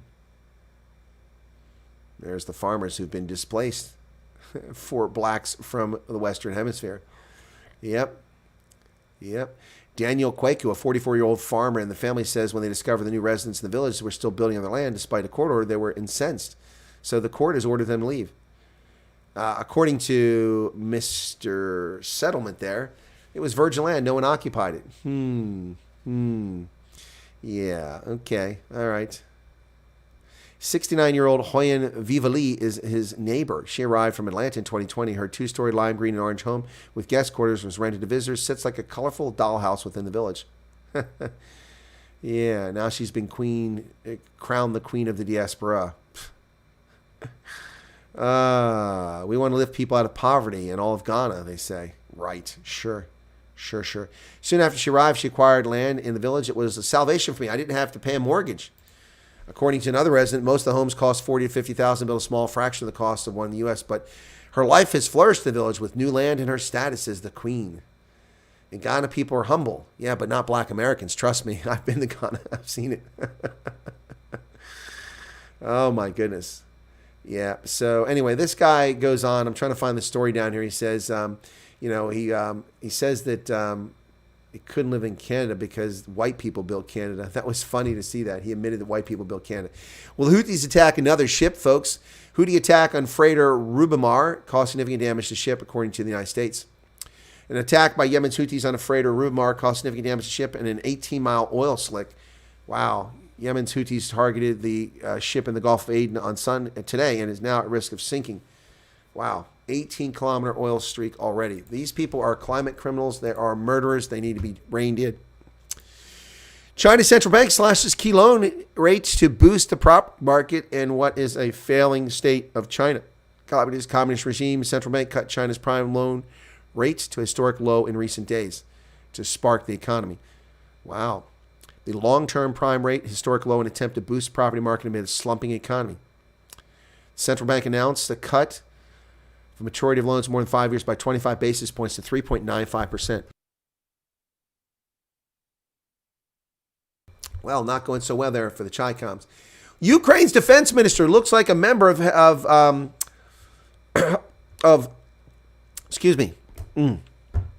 Hamas. He looks like a member of Hamas, not a Ukrainian. Look at this guy. That guy's Ukrainian. He looks like a leading acolyte in the Hamas movement. Ustam Umarov says F-16 jets have yet to appear and troops are running out of shells. He's blaming the West on his country's failure to work out a peace agreement with Russia. Ukraine's defense minister Ustam Umarov said his country was losing territory in its grinding war with Russia because 50% of weapons promised by Western partners failed to reach Kiev on time. Well, too bad, buddy. Too bad. The gift that we give you and you're not happy with it. These arrogant Ukrainians who demand we give them more when they are the reason that they have a war with Russia. Here is a graphic from that's the current situation in Russia, according to Le Monde. In Ukraine, you can see that territory that is currently occupied by Russians is in red, and at the top and down the bottom near Kherson, you can see area that was previously occupied by Russians in their ill-fated offensive of 2022. So, if the Ukrainians would surrender this territory, the war would end tomorrow. But of course, they claim it's their territory, so they don't want to surrender it. But at the same time, Ukraine should surrender Lvov, which is actually Polish, and give it back to Poland, and the eastern part of Slovakia, which they've stolen from Slovakia. Zelensky needs to make the final payment on his Black Sea castle. Agreed. That's what's going on there. A female cyclist purportedly dropped from an engagement because she's a Jew. And that is not what I wanted to do. Sorry about that, folks. Here we go. So, a female cyclist champion allegedly dismissed from a women's event for being Jewish and serving the Israeli Defense Force 30 years ago. A Jewish cyclist reported disinvited as a keynote speaker for an International Women's Day event because she previously served in the Israeli military, suggested there could be more to the story for why she was dismissed. Leah Goldstein is a Canadian cyclist who secured her name in the history books after she became the first woman to win a 3,000-mile bike race across the United States. It seemed that she was an excellent choice for the keynote speaker for the International Women's Day event in Ontario. But just 5 months after she was asked to be the keynote speaker, she was informed she'd been disinvited from the event. During an interview with Fox News, Goldstein said the question is, what about other Jewish women who want to come to this conference? Are they also excluded? Another question is, if I was a Palestinian woman, would I be removed? And as a Jewish woman, let me just add that if I wouldn't feel offended listening to a Palestinian woman talk about her life experience and stuff that she'd gone through, so why am I excluded from this? But this is simply because I'm Jewish. The IDF is just an excuse. Yeah, more anti-Semitism by bigots and racists in Canada. There are plenty of them. Well, ladies and gentlemen, the first time since the pandemic, London's Heathrow Airport has turned a profit. Yay. Yay. Congratulations to Heathrow, which charges excessively harsh fees to travelers. It took them forever to become profitable again. What is going off in the distance here? It looks like there's solar panels over there. That's crazy. Airport has come a long way from the pandemic losses. Heathrow reported its first profit since 2019, serving nearly 80 million passengers last year. CEO Thomas Wolby highlighted the need for efficiency amid regulatory challenges from the Civil Aviation Authority. London's Heathrow Airport released its yearly figures, reporting a profit for the first time in 4 years. In total, profit before tax was equivalent of $48 million, according to the statement. Wow. London Heathrow. making money. I've been there. I know that hall. To the left is where you go through security on that upper level. Yep, Yabo, been there. Been the Heathrow many, many times. And they finally turn a profit. Well, I'd like to say that I added to that profit because I went through there last year. Ladies and gentlemen, Donald John Trump has crushed Nikki Haley in the South Carolina primary, a primary open to malicious actors from independents to Democrats to others to pile into the primary to vote against the Republican candidate. And despite that, Donald Trump absolutely kicked her backside. The former two-term governor of South Carolina can't even get a sandwich in her own state. Donald Trump wins the South Carolina primary, 451,905 votes, or 60% of the electorate, to Nikki Haley's 298,674 votes. And it looks like he's going to get all of the delegates. Well, all but 3, I think. Yep. So 50 delegates from South Carolina, and Trump will get most of them. She gets a handful, and he's rolling now. Nearly 756,000 people voted in this primary, and you can see the red for Trump, the green for Haley. Not looking so good there. Nikki Haley won big here in Columbia, which is the capital full of leftist rhinos, and in Charleston, another place full of leftist rhinos and people who distorted the outcome by voting in the race. And down here. But the rest of the state, Trump 70%, Trump 65%, Trump 70%, Trump 74%, Trump 79%, Trump 84%, Trump 70%, Trump 60%, Trump 76%. It's just a cakewalk for Donald Trump. Yeah. So here you go. Some of the major locations, and you can see Trump rolling, Haley only winning a couple places. Yep, there you go. So the New York Times reports a massive win for Donald John Trump. Despite this, Nikki Haley is staying in the race. She says that the results last night show that Republicans want an alternative to Donald Trump. Really?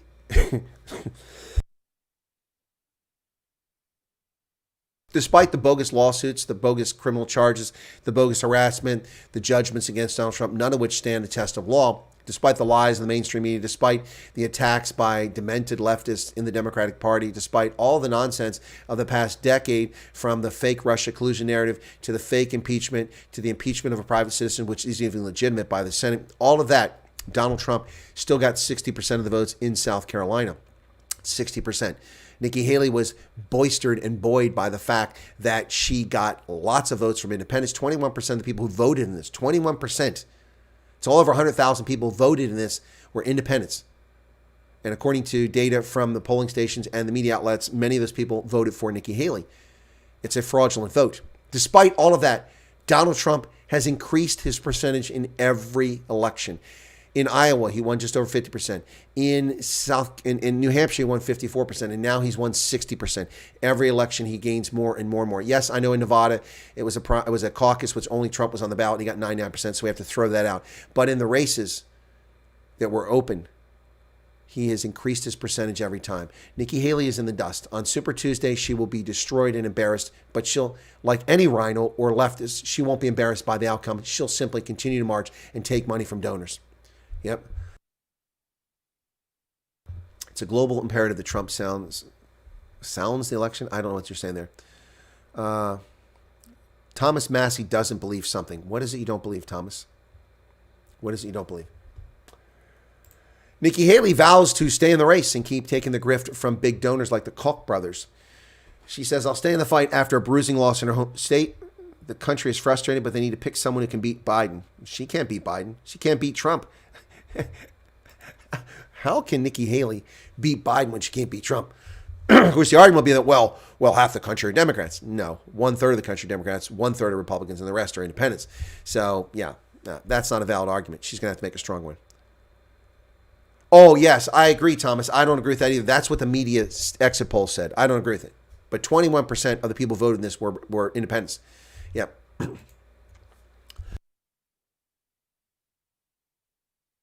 Despite a humiliating loss in her home state of South Carolina, where she was a popular governor, Nikki Haley struck a defiant tone last night, vowing to continue the race despite decreasing odds, saying, I'm a woman of my word. Okay. Trump won 60-40. In a speech in Charleston, Ms. Haley congratulated Trump on winning. He said, I want to thank the people of South Carolina for using the power of your voice. No matter the results, I love the people of our state. I love what we accomplished together. She marked the country's frustrated, but they need to pick someone who can beat Joe Biden. Nikki Haley. My deceased cat can beat Joe Biden in election. Howard the Duck can beat Joe Biden in election. And speaking of Nikki Haley and who she is and what she represents, gruesome Gavin Newsom, the lunatic governor of California, says Nikki Haley is a surrogate for Democrats. Gruesome Gavin Newsom wants Republican presidential candidate Nikki Haley to stay the course despite Donald Trump thumping her. Mr. Newsom made the case that Ms. Haley's refusal to throw in the towel can only help Democrats as Biden gears up for a rematch against Trump. She's defining the opposition of Trump incredibly effectively. She's making points. I'm applauding every single day about his temperament, his capacity, his unraveling in real time. The unraveling in real time is occurring by Gavin Newsom, who's destroying California and complaining about Texas and Florida when he's actually destroying California. Former President Trump says it's silence of the lambs. He talks about a new migrant crime category resulting from the border crisis created by Joe Biden. Appearing at CPAC, he railed against all the migrant crime being committed by criminal alien invaders. It's migrant crime. It's a new category of crime, and I wanted to call it Biden migrant crime, but it's too long, so we'll just call it migrant crime. We have a new migrant crime, he began, and it's going to be more severe than violent crime and crime as we know it because we have millions and millions of people, and they came from prisons and jails. They came from mental institutions and insane asylums. No, they're not the same. An insane asylum is a mental institution on steroids, okay? It's silence of the lambs. This comes in the wake of the death of this young lady, Laken Riley, a University of Georgia student, brutally murdered by these criminal alien invaders who were allowed in this country by the Biden regime. The killing of Laken Hope Riley, a junior on the dean's list at Augusta College, appears to be a crime of opportunity by an individual who woke up with bad intentions, said University of Georgia Police Chief Jeff Clark. But these people had no business in the country, the Venezuelan criminals. Campus police recommending charge against Jose Antonio Ibarra of Athens. He's not of Athens, Georgia. He's of Venezuela, including felony murder, false imprisonment, kidnapping, concealing the death of another, and Riley's killing. He's a criminal illegal alien from Venezuela who was released into U.S. Look at that. Look at that. Wow, look at that. Folks, Business Pack Review, which didn't bother to respond to my application to be an editor there when they were calling for editors. They never responded, even acknowledging they received my receipt. They're now stealing my terminology. They're stealing my terminology. A criminal illegal alien. Well, I call them criminal alien invaders. They're using my language. Yep. Multiple Department of Homeland Security sources confirm the suspect in the student slaying Jose Antonio Ibarra is here illegally from Venezuela. Customs Border Patrol documents show he crossed in September of 2022 in El Paso and was released due to lack of detention space. Wow. Unbelievable. We are victims because of these politicians. 26-year-old from Venezuela is arrested today by ICE. He's being charged with malice, murder, felony murder, aggravated battery, aggravated assault, false imprisonment, kidnapping, hindering a 911 call, and concealing the death of another. Officials say Riley went for a run and was later found dead. Wow. Records also show that on September 14th of this year in Queens, he was arrested for injury to a child less than 17. 5 months ago in New York. Wow. Wow. Unbelievable. Unbelievable, folks. This is the world we live in. They put us at risk. Well, folks, this nonsense about student loan forgiveness is a consequence of people going to university who have no business in university. It shouldn't be there. Simply shouldn't be there. I've had this conversation before. VOTEC schools, technical training, HVAC technicians, high voltage alternating current technicians, plumbers, people who don't need 4-year degrees are going for 4-year degrees in stupid things like women's studies and queer studies, which are not stupid subjects, but degrees in them are stupid. The things that queer studies and women's studies cover can be covered in a history degree, a political science degree, or one of the other degrees, not specialization in a field where there are no jobs. There are no jobs. But here's a statistic that'll shock you. Nearly half of U.S. college graduates are working at jobs that require only high school skills, not even technical school skills. So these people are sucking money to go to school and piling up debt and then whining about it and then working jobs at the local petrol station or the McDonald's or as an admin clerk somewhere. A new study confirms that half of America's college graduates are working at high school level jobs. The study was just published, found that 52% of college graduates are underemployed a year after graduation. Wow. While most see college degrees as a bridge to economic opportunity and upward mobility, some are calling into question whether higher education is delivering that promise. It's not. Despite what is seen statistically as a robust labor market, the study confirmed that 52% of college graduates are underemployed a year after graduation. Even 10 years after graduation, 45% of college graduates remain underemployed. 73% of college graduates who enter the labor market underemployed stay that way for 10 years, 73%. So why are they going to college? They don't need to go to college. They're wasting our time and our money and our resources. Well, Joyless Reed, the race hustler from MSLSD, is upset about Whitey. The race hustling racist is upset about Whitey. Yep. It was a glum night for America's left-wing cable news outlets after GOP frontrunner Donald Trump clobbered Nikki Haley. The hope that a surge of Democrats in the Palmetto State's open primary result in a strong showing didn't come to pass. With Democratic propaganda networks' A-team disappointment with the results evident by the sour looks on their normally smug faces, the prissy Chris Hayes tossed it over to Joy Reid for an explanation about exit polls showing Trump's strong support despite lawfare onslaught, as well as continuing skepticism about 2020. Okay, so this is what Joyless Reed had to say. This is what a 92% white, overwhelmingly evangelical Christian primary electorate in South Carolina looks like. And I think writ large across the country, that's the way they think. Even on independent voters who are 21% of the electorate, it's almost 50-50 question as to whether Trump is the actual president. This is what the Republican Party is now. It's a baseline condition of being a base Republican. Right now, you have to do not believe that 2020 was legitimate. You believe Donald Trump is the rightful president. No, where do you draw this conclusion? The fact that Donald Trump is winning in the primaries doesn't mean people believe that 2020 was legitimate or illegitimate. You have no evidence to that. You're just making a false claim. Wow. I think there's nothing new here in terms of what MAGA voters and Republican voters think, but I think it's because South Carolina is so heavily white, evangelical, conservative. Racist! Racist! Yeah, there's your dog whistle for racism right there. Joyless Reed and her bigotry and racism on full display for MSLSD. These people are demented, folks. All right, let me go see who's in the chat here. That's the news stories for today, folks. Let's get into the chat, see who's still hanging out with us here. Go back a ways here. Right. Still enough panels from Macro during the 2021 peaceful protest. I'm standing here in front of a mostly peaceful protest in Waukesha, Wisconsin. Many South Africans have been driven. Okay, I saw that. Okay. A draw. Italy missed a sitter. Oh man. So I don't get any points from that. Wow. But that hurts France. So France will only get 2 points. So let me go take a look now at the Six Nations.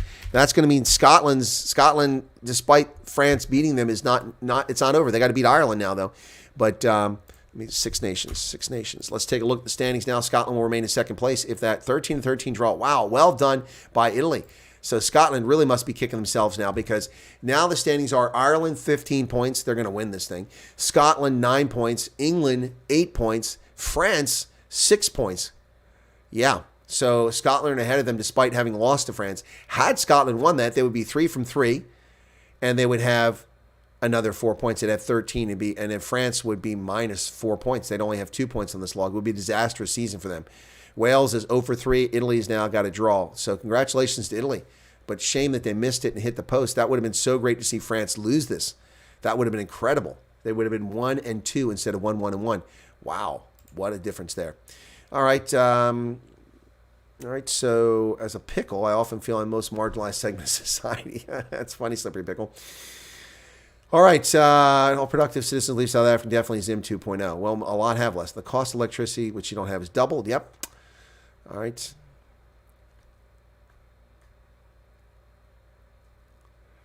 Wonder how long before they start stealing from the national pension funds. It won't be long. Yeah, it's already been stolen from, I understand. Okay, actually, I've already been in this part of the chat. I didn't realize it. There's the poll. Okay, let me go back. Vilma Erasmus here. Hey, Vilma, welcome to you. And Spain took slaves from Cuba and Mexico. Okay. Why does no one? Yeah, exactly. Why does no one ever blame Bartholomew Diaz? Exactly. Zelensky needs to make his final payment. I was there. Declan Kelly says it's for all those refugees flying home for the holidays. It's on ANC terrorist jihadist Jew-hating ICJ. Ooh, okay. Grasshopper's here. Welcome, Grasshopper. Janet Liddy came in.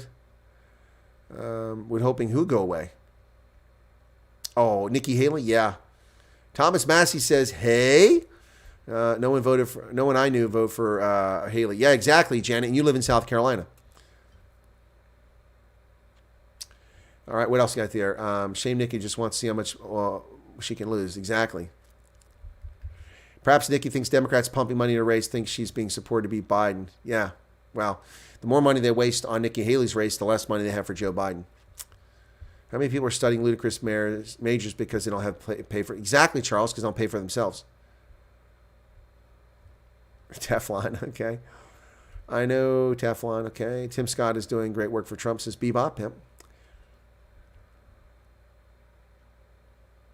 Vilma says, I paid for my youngest sons to study for IT. Well, Vilma, nothing free for you, but many people attending university are getting free rides. I got a free ride. I was dirt poor. That was the first time, and I did poorly, so I left after a year, and then it wasn't a free ride. I earned everything that came after that. Yep, they already steal pension money. IDC uses stat to employ pension, invest in dodgy business. Exactly right. Acid Zill's here. Welcome, Acid Zill. And Arctic is in. Wow, welcome, Arctic. Good to see you there. Good to see you there. It's Sunday, man. Sunday. What's going on with you guys? It's Sunday. Hey, let me take a look. Yesterday turned out to be, even though it was kind of a cloudy day, the photovoltaic energy got through to my panels, and I got myself some solar power yesterday. A bit of a surprise. I didn't expect to see as much as I got yesterday. It was over 30. Shireen's here. Hey, Doc, what's going on? So yesterday, much to my surprise, I got 31 hours. Today, currently sitting at 11.7. That's pretty good, 5.5. So I've generated 900 kilowatt hours this year alone. It takes me to 1.76 since the panels were installed in November. That's looking good. Hopefully that keeps rising, folks. It keeps rising. Good to see. So everybody's saying they're here. Acid Zill's here. Shireen's here. Some of the biggest shareholders in ComAir were various government pension funds. I'm not surprised by that. But pension funds but ComAir wasn't a dodgy operation, was it, Arctic? Wasn't dodgy, was it? Shawnee says, baked potato, grilled asparagus, parsnips, and steak. Well, I'd love some of that. Spent the weekend away with family in the States before my trip to Perth. Okay. Yeah, Erica, so you're going to have to fly all the way to Canberra to vote while you're there? That sucks. Hopefully you can get a cheap flight. I think Jet flies either, I think in Australia or from Australia, New Zealand. I'm not sure which, but there's a low-cost airline there. They call it Jet. Anyway, yeah. So, well, they lost all the money they put into ComAir when it went to business rescue. Well, yeah, but they went to business rescue because of the criminal actions of the ANC. You can hardly blame that on ComAir. I mean, that's a black swan event, is it not? Jetstar. Thank you, Arctic. Yeah, I knew it was something like that. See, I knew that. See, I know. Jetstar. Just misspoke. Thank you for the correction there, Arctic. Yeah, no, but I mean, that's a black swan event. You can't blame that on ComAir, can you? Maybe you can. I don't think so. Because the government illegally or illicitly gave money to SAA to keep them afloat and give them all these flights to move things around and in cargo and denied that to the private operators. Yep. Jetstar. Yeah, that's the one. Yep, Jetstar. Yeah, I've flown Air New Zealand in New Zealand when I was there from Auckland down to Wellington to go to the U.S.-Italy rugby game. I'll send you a feed from Canberra. Well, that'd be cool, Erica. That'd be cool. But the time is going to be weird. So what we'll have to do is we'll have to set it up and I can record it. I can record it when you're there. I'll have to be up in an odd hour. So, let me know. Because if you're going to do it, let's do it. Not focusing on ComAir. What I'm saying is your pension fund puts your money wherever you want. Yeah, exactly. No, that's true. That's why I'm not a fan of pension funds. I'm much more a fan of a self-directed retirement fund. So I have a self-directed individual retirement account, and I decide where that money goes. Whether it sits in cash, in bonds, it goes into stocks. So, for instance, in my self-directed retirement account, I bought Starbucks. Just a few shares. Let me see.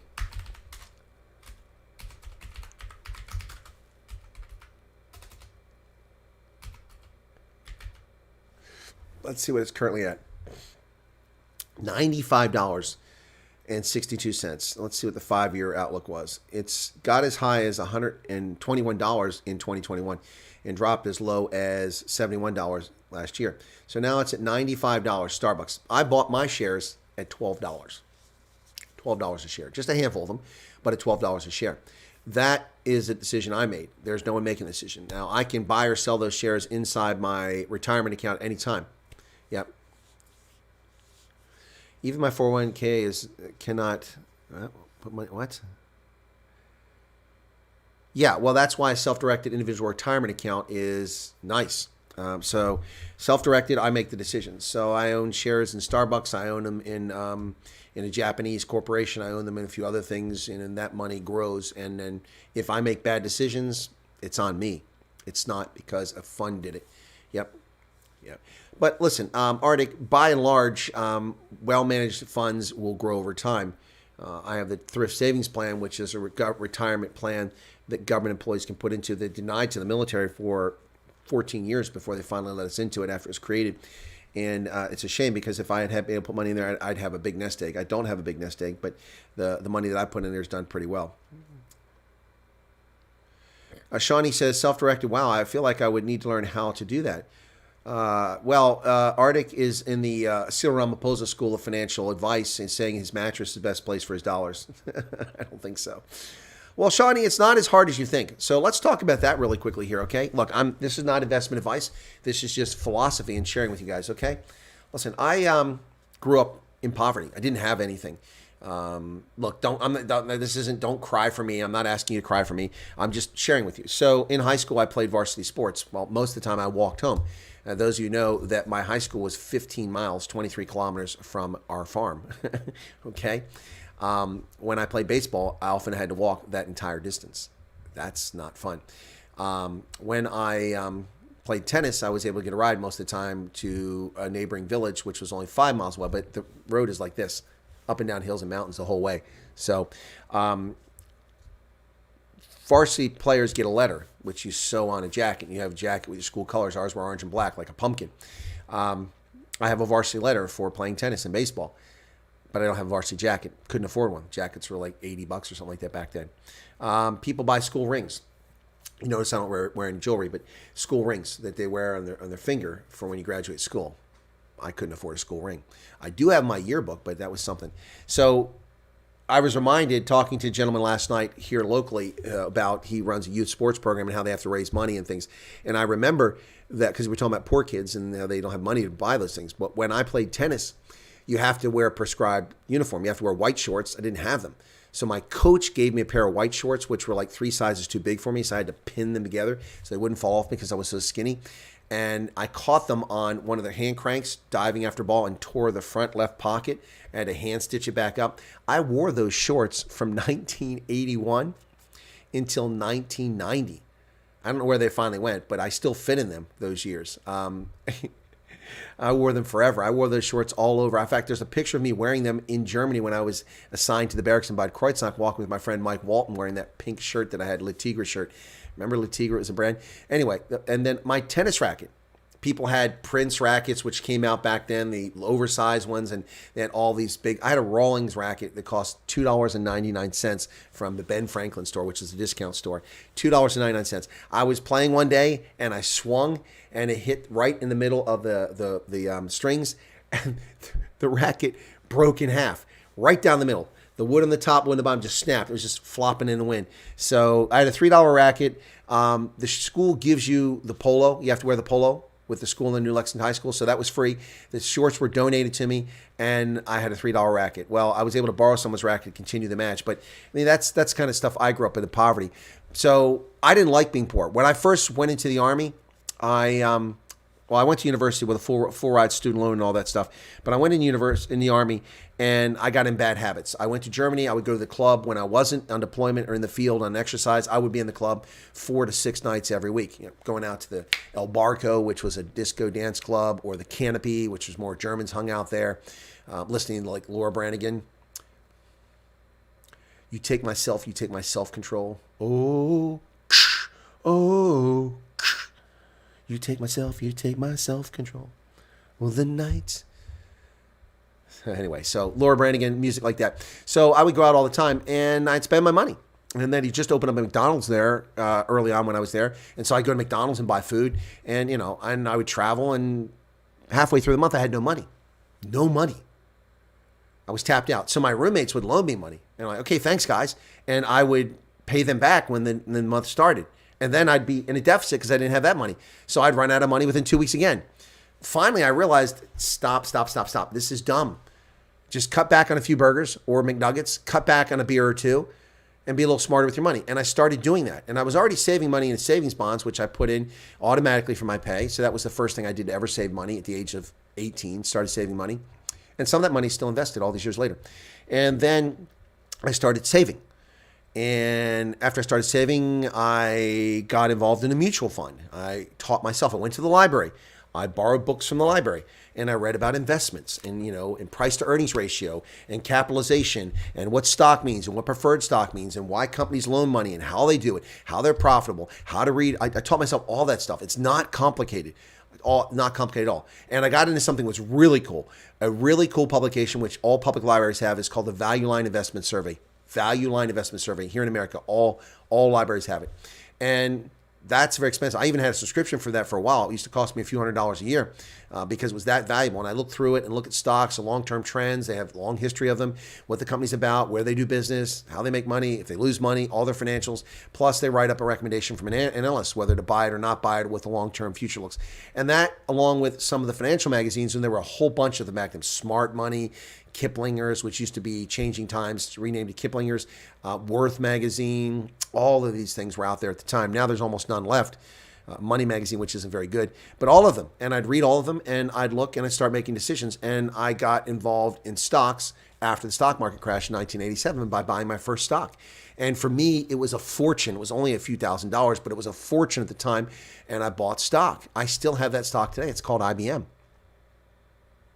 35 years later, I still have that stock. 37 years later. Yeah, it's crazy. Yeah.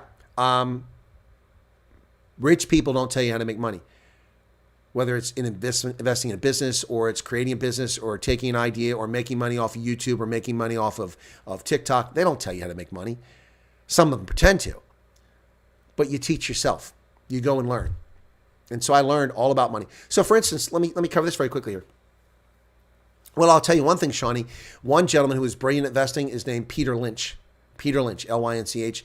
He ran the Fidelity Magellan Fund and turned it into the first billion-dollar mutual fund back in the 1980s and the early 90s. Peter Lynch is retired now. I don't even know where he's up to now, but he wrote books, and you can find them in the libraries. Most of them are out of print now. You can find them occasionally reprinted or find used ones on Amazon or Alibri, one of the used bookstores. But Peter Lynch had a very good, solid philosophy when it comes to investing in stocks. Invest in what you understand. In 2000 time frame, when I was in California, a lot of friends of mine who were into investing were like, hey, you got to buy this stock. You got to buy the stock. What stock? Well, this company is a huge energy company. They're making money hand over fist. You got to get in on it. It's growing. You're going to make a fortune. Well, I don't make recommendations or buy based on what other people tell me. I research it. So the company is called Enron. So what I did is I downloaded Enron's annual statement about how they make money, and I couldn't make any sense of it. They had shell companies, and this company gave money. They paid into Enron, and they took money from Enron in loans, and this one did that. I couldn't track the money because it was all bogus. It was all a pyramid, a Ponzi scheme. Shifting money from place to place. And so I didn't invest in Enron, and I know people that lost money in Enron because they didn't do their due diligence. The point is, it's not that hard. It's not that hard. So,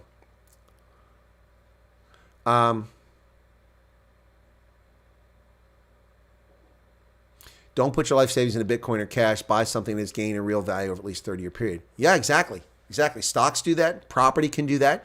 But property comes at a cost. Stocks don't come at a cost. They come at a risk. But owning IBM doesn't cost me a penny. It's in a brokerage account. The brokerage account makes money off of trades that I do, so it doesn't cost me anything. I've owned that investment since 1980s or 1990, thereabouts, and it has never cost me a penny. It's returned money. I get dividends every year from it and purchase more shares as a consequence of it. Yeah, but it's never cost me a penny. However, owning this home has cost me money every damn month. Every month I have to put hundreds of dollars into an escrow account to pay the taxes that the kleptocratic state takes from me. So, yeah. Anyway. So Peter Lynch is a place we can go get some money, or go learn about learning some money. So that's a good place to start with. So books about investments would be what I want. Well, there you go.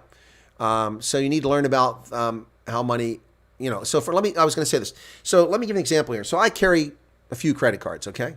I'll say a few credit cards. Why do I carry credit cards? Well, because a credit card to me is not a credit card.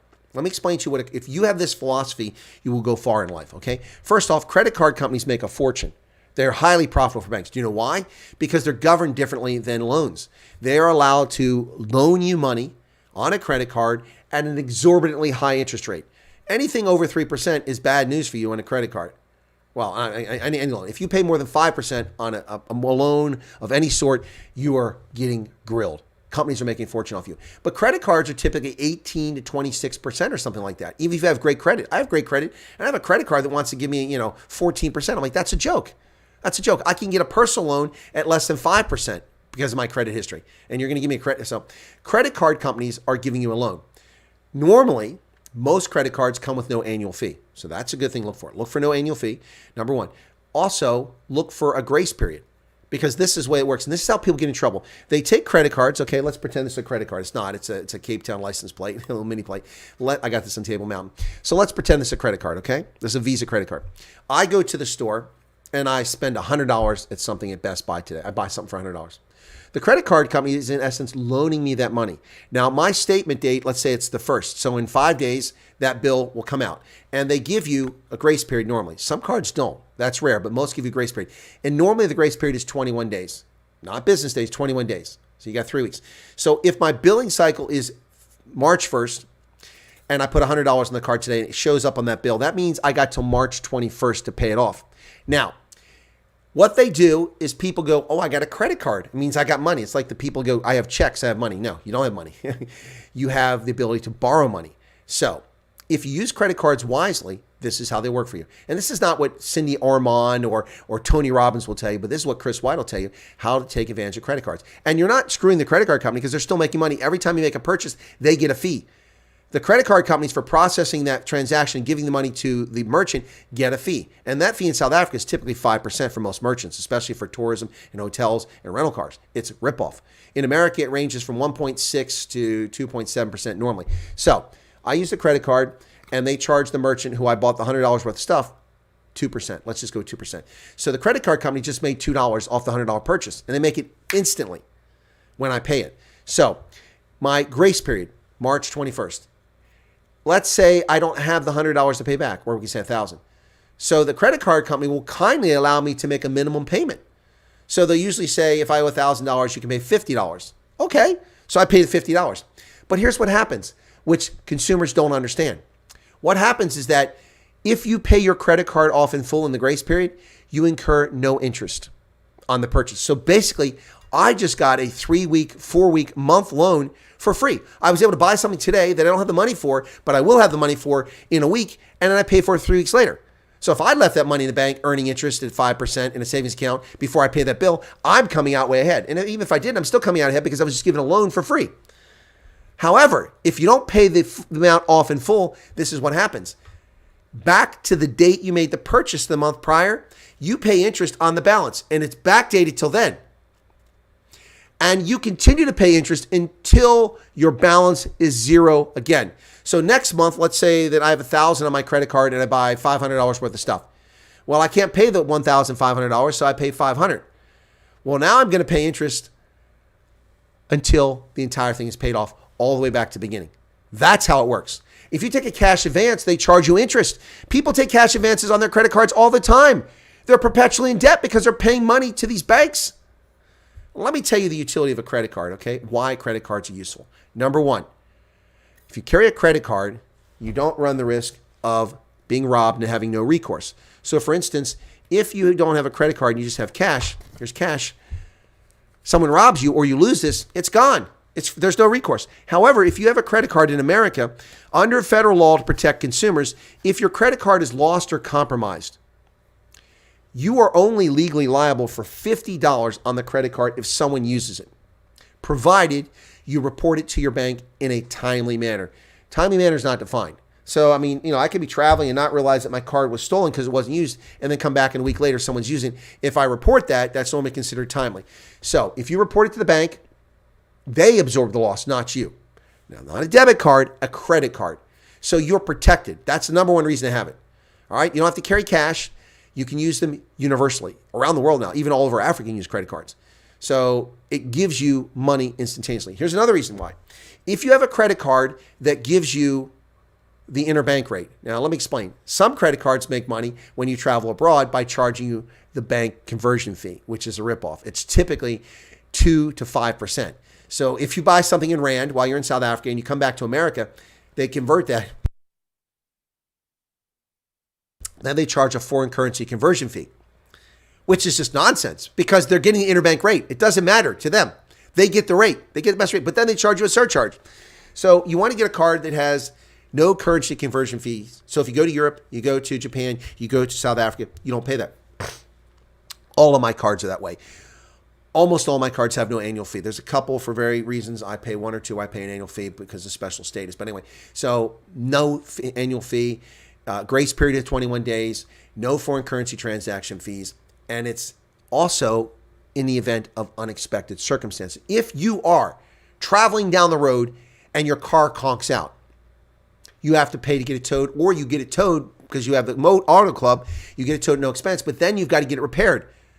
Who is sitting around with $300 or $400 in their wallet to pay cash other than Fannie Willis? I mean, Fannie Willis obviously has a lot of cash. We know that. But who sits around with all this cash other than drugs, pimps, drug dealers, pimps, prostitutes, and Fannie Willis are the only people who carry that kind of cash. So you have to pay for the car repair. Well, you're screwed. They're not going to take a personal check, but they will take a credit card. So for emergencies, unforeseen circumstances, or when you don't have cash flow. So for instance, I had the $2,000 repair on my car. I had the root canal, $1,300. I had the crown replaced, $1,000. And I had to pay my insurance for medical, which is $1,000. And then I had to pay, all this came at once in January, December, January. I had to pay all that crap at once. Well, that's a huge cash flow. I don't have that cash sitting around. Well, I put you're going to love this, my root canal. I put it on my credit card, right? So that meant that I don't pay for it until this month because it happened back in January. I had a root canal in January. I'm going to pay for it in March. See that? And I pay it in full. So I pay 0 interest. So I just got a 6-week loan for free because of when it was billed. 6-week loan for free, $1,300. And icing on the cake, my card gives me 1.5% cash back. So I just got $19. So $19 comes back to me of the $1,200 or $1,300 I paid. Smart, huh? Smart. So then you want perks from cards. Some cards will get you elite access to airport lounges. If you travel a lot, that's good. Some cards will get you cash back. Many will get you cash back, like Capital One's cash back card. That's a big one. Discover is a big card for that, and others. And these days, you typically want to shoot for 1.5% back. Some will give you special cash back for categories. If you go to restaurants, they give you 3% or fuel 5% or whatever. Some they do limited time. Some you can change, like Bank of America. You can put it into one category, then you can change it the next month. You can swap it around. So if you're traveling, you can put it into travel expenses. If you're at home, you just go to restaurants a lot, you can put it in restaurants. Anyway, but a card gives you cash back. Now let me explain something. When you charge something with a credit card, I go to the bookstore, okay? I go to the Barnes & Noble. I spend $100 on magazines and books. Boom, $100, okay? The 1.5% I get back from that, right, is not income. In America, that is not income. When you redeem that for cash or for discounts or for tickets or whatever, because you can get all kinds of options to redeem it, I would do it for cash only because I call that found money. So when you redeem that money, that is not income. You know, wait a second, they just paid you. No, they didn't. That is what is called a capital return. You paid $100, of which they rescinded 1.5%. So you get $1.50 back of your own money. You've already paid taxes on that money. So there's no income in that. If you're somebody that works for a corporation that has you travel a lot, this can be quite lucrative. Quite lucrative. It can add up to quite a bit of money over time. Anyway, long legs eat up the miles. Do you just invest in what you believe in, or do you think it's what's going to be where people... Okay, Shawnee, back to that question, which was about 20 minutes ago. You should invest in what you understand, not in what you believe in. I don't necessarily believe in Starbucks. It's a woke company full of a bunch of wackadoodles, but it has a brilliant product. It has a brilliant business model. It is smart about how it invests capital. It is smart about how it expands. It is smart company. I don't agree with their politics. And a lot of people tell me their coffee sucks. I'm not a coffee drinker, but they're successful. When I learned decades ago that Starbucks, through its research, its analytics, realized that by opening, say in Seattle or in San Francisco, by opening a Starbucks on one corner, most people say, well, if you open another Starbucks across the street, you're gonna cannibalize the business. People aren't going to go to that other Starbucks. But Starbucks was smart. They looked at urban dwellers and those who travel in urban streets. And they quickly discovered by watching video and looking at the analytics that people are creatures of habit. Well, that's not a surprise to humans. But they found that most people won't bother to cross the street just to get a cup of coffee. However, if you put a store on the opposite corner in a catty corner, so one here, not directly across, but over here, like that, you get the traffic going all four directions if it's on the corner. So you get the traffic going this way and that way over here, and you get the same thing over here. And not only did it not decrease sales, but same store sales in existing Starbucks across the street year over year increased. What a brilliant company that is. They built a second store and they didn't cannibalize or steal the sales from the first store. They increased it 6 or 8% year over year. And the new one did well. And it did the same thing. Brilliant company. So I'm not a fan of Starbucks, but I drink this stuff. So don't invest in what you believe in. That's an investing error. That's an investing error. I believe in certain things, but they're not well. I like Lucara, the diamond company. I believe in what they're doing in Botswana, but the stock is terrible. It's a penny stock. Don't invest in Lucara. It's worth nothing. It's a Canadian company. You can buy it in America, but it's worth nothing. I don't know why it's worth nothing. Probably because it's a mining stock. But they're making money. So you've got to understand what you're investing in. Does that help? Solar, I'd be careful about investing in solar. Solar is about to have a big crash. It is. Because the model's not sustainable they're working off now. It's grown exponentially past years. Now, solar in South Africa, different story. But like one of the big solar companies you could invest in South Africa is called Sun Exchange. Sun Exchange used crowdsourcing. Sun Exchange has been around for about 5 or 6 years. What they did is they would advertise on their website a solar project. So they go to like a retirement home or a school or like the Ushaka shopping mall in Durban or the Rosta vineyard in the Western Cape. They would or like the one at Goed Constantia. They did a project at Goed Constantia right after I was there. A few weeks after I was there, they're putting up their solar panels. So they take money from investors from around the world who invest either in Bitcoin or in Rand or dollars. You send dollars, gets converted to Rand. You buy cells on a solar panel in a project, and then they maintain it. They charge a fee to the people consuming the energy instead of Eskom. They're actually giving the energy. And then they return that to you in the form of investment. But that crowdsourcing model isn't working anymore. So they're stopping it. So you're screwed if you're involved in that. The panels that you own already, once the life cycle's over, that's it. You'll never be able to invest again. So this is not something that's long-term, but it's been going on for like 6 years. So you got to be careful. Solar is a very volatile market. Bitcoin is a very volatile thing. Anyway, riots in Hillbrow every night. What are we talking about? You talking about back in the day? Knowledge is never wasted. Wasted either around your waistline, like Arctic said, or, wasted as in melting away. 1300 for root canal. No, Declan, that's actually inexpensive here in central Pennsylvania. In South Africa, that's expensive, but here it's inexpensive. Very inexpensive here. We're not use debit or credit cards to pay at companies abroad organized for tourism. Payments can be stalled for months before submission until exchange rate favors company, not me. I've never experienced that, Keith. Never experienced a credit card charge being delayed. The only time that's ever happened is with my government travel card in Africa. And it would take a while for that payment to hit, but it's always hit within the next cycle. So never seen it before. I'm supposed to have a crown done. And there you go. See, Shawnee, I had a crown done. It was $975. I had an existing crown. He had to shave it off. Oh, that was weird. Pieces of shit crown flying in my mouth. And then they fitted me for a new crown. So, Anyway. $2,000, not surprised. So $1,300 for a root canal, which is much more intense. And you got to understand, folks, that's the fee, but you got to understand that my root canal was not easy. My teeth over here, the teeth that were worked on, they go straight down, but then the roots curve under like that. So they're curved. So it's difficult to get all the pulp out and the dentine out of there. And there's a risk that you could fracture the tooth when you're drilling down in there. It's hard to drill down and drill sideways with a tiny little drill in your tooth, but it was successful. In fact, the dentist who did the root canal on this side, which I just spent $1,300 on, that was one last year. The dentist who did the root canal on this side pulled up the x-ray and looked at it. And before he came back, I saw the x-ray. I'm like, well, I think that looks good because I could see the bone because the abscess eats away at the bone and then you could lose the structure of your jaw there. But the bone can regrow. And that bone, there was a gap along the root of the tooth next to it, which was jeopardizing that tooth. And where the bone had been worn away, it was very thin there. And there was a big gap in there where the abscess had eaten away at the bone. Almost completely restored in a year. That was fantastic. Good news. So really good news. But expensive stuff. Investing in lounge like where a couch or bedding mattress, you will see tremendous large and tax-free returns. Oh, you mean like Pala Pala and Mo 1023?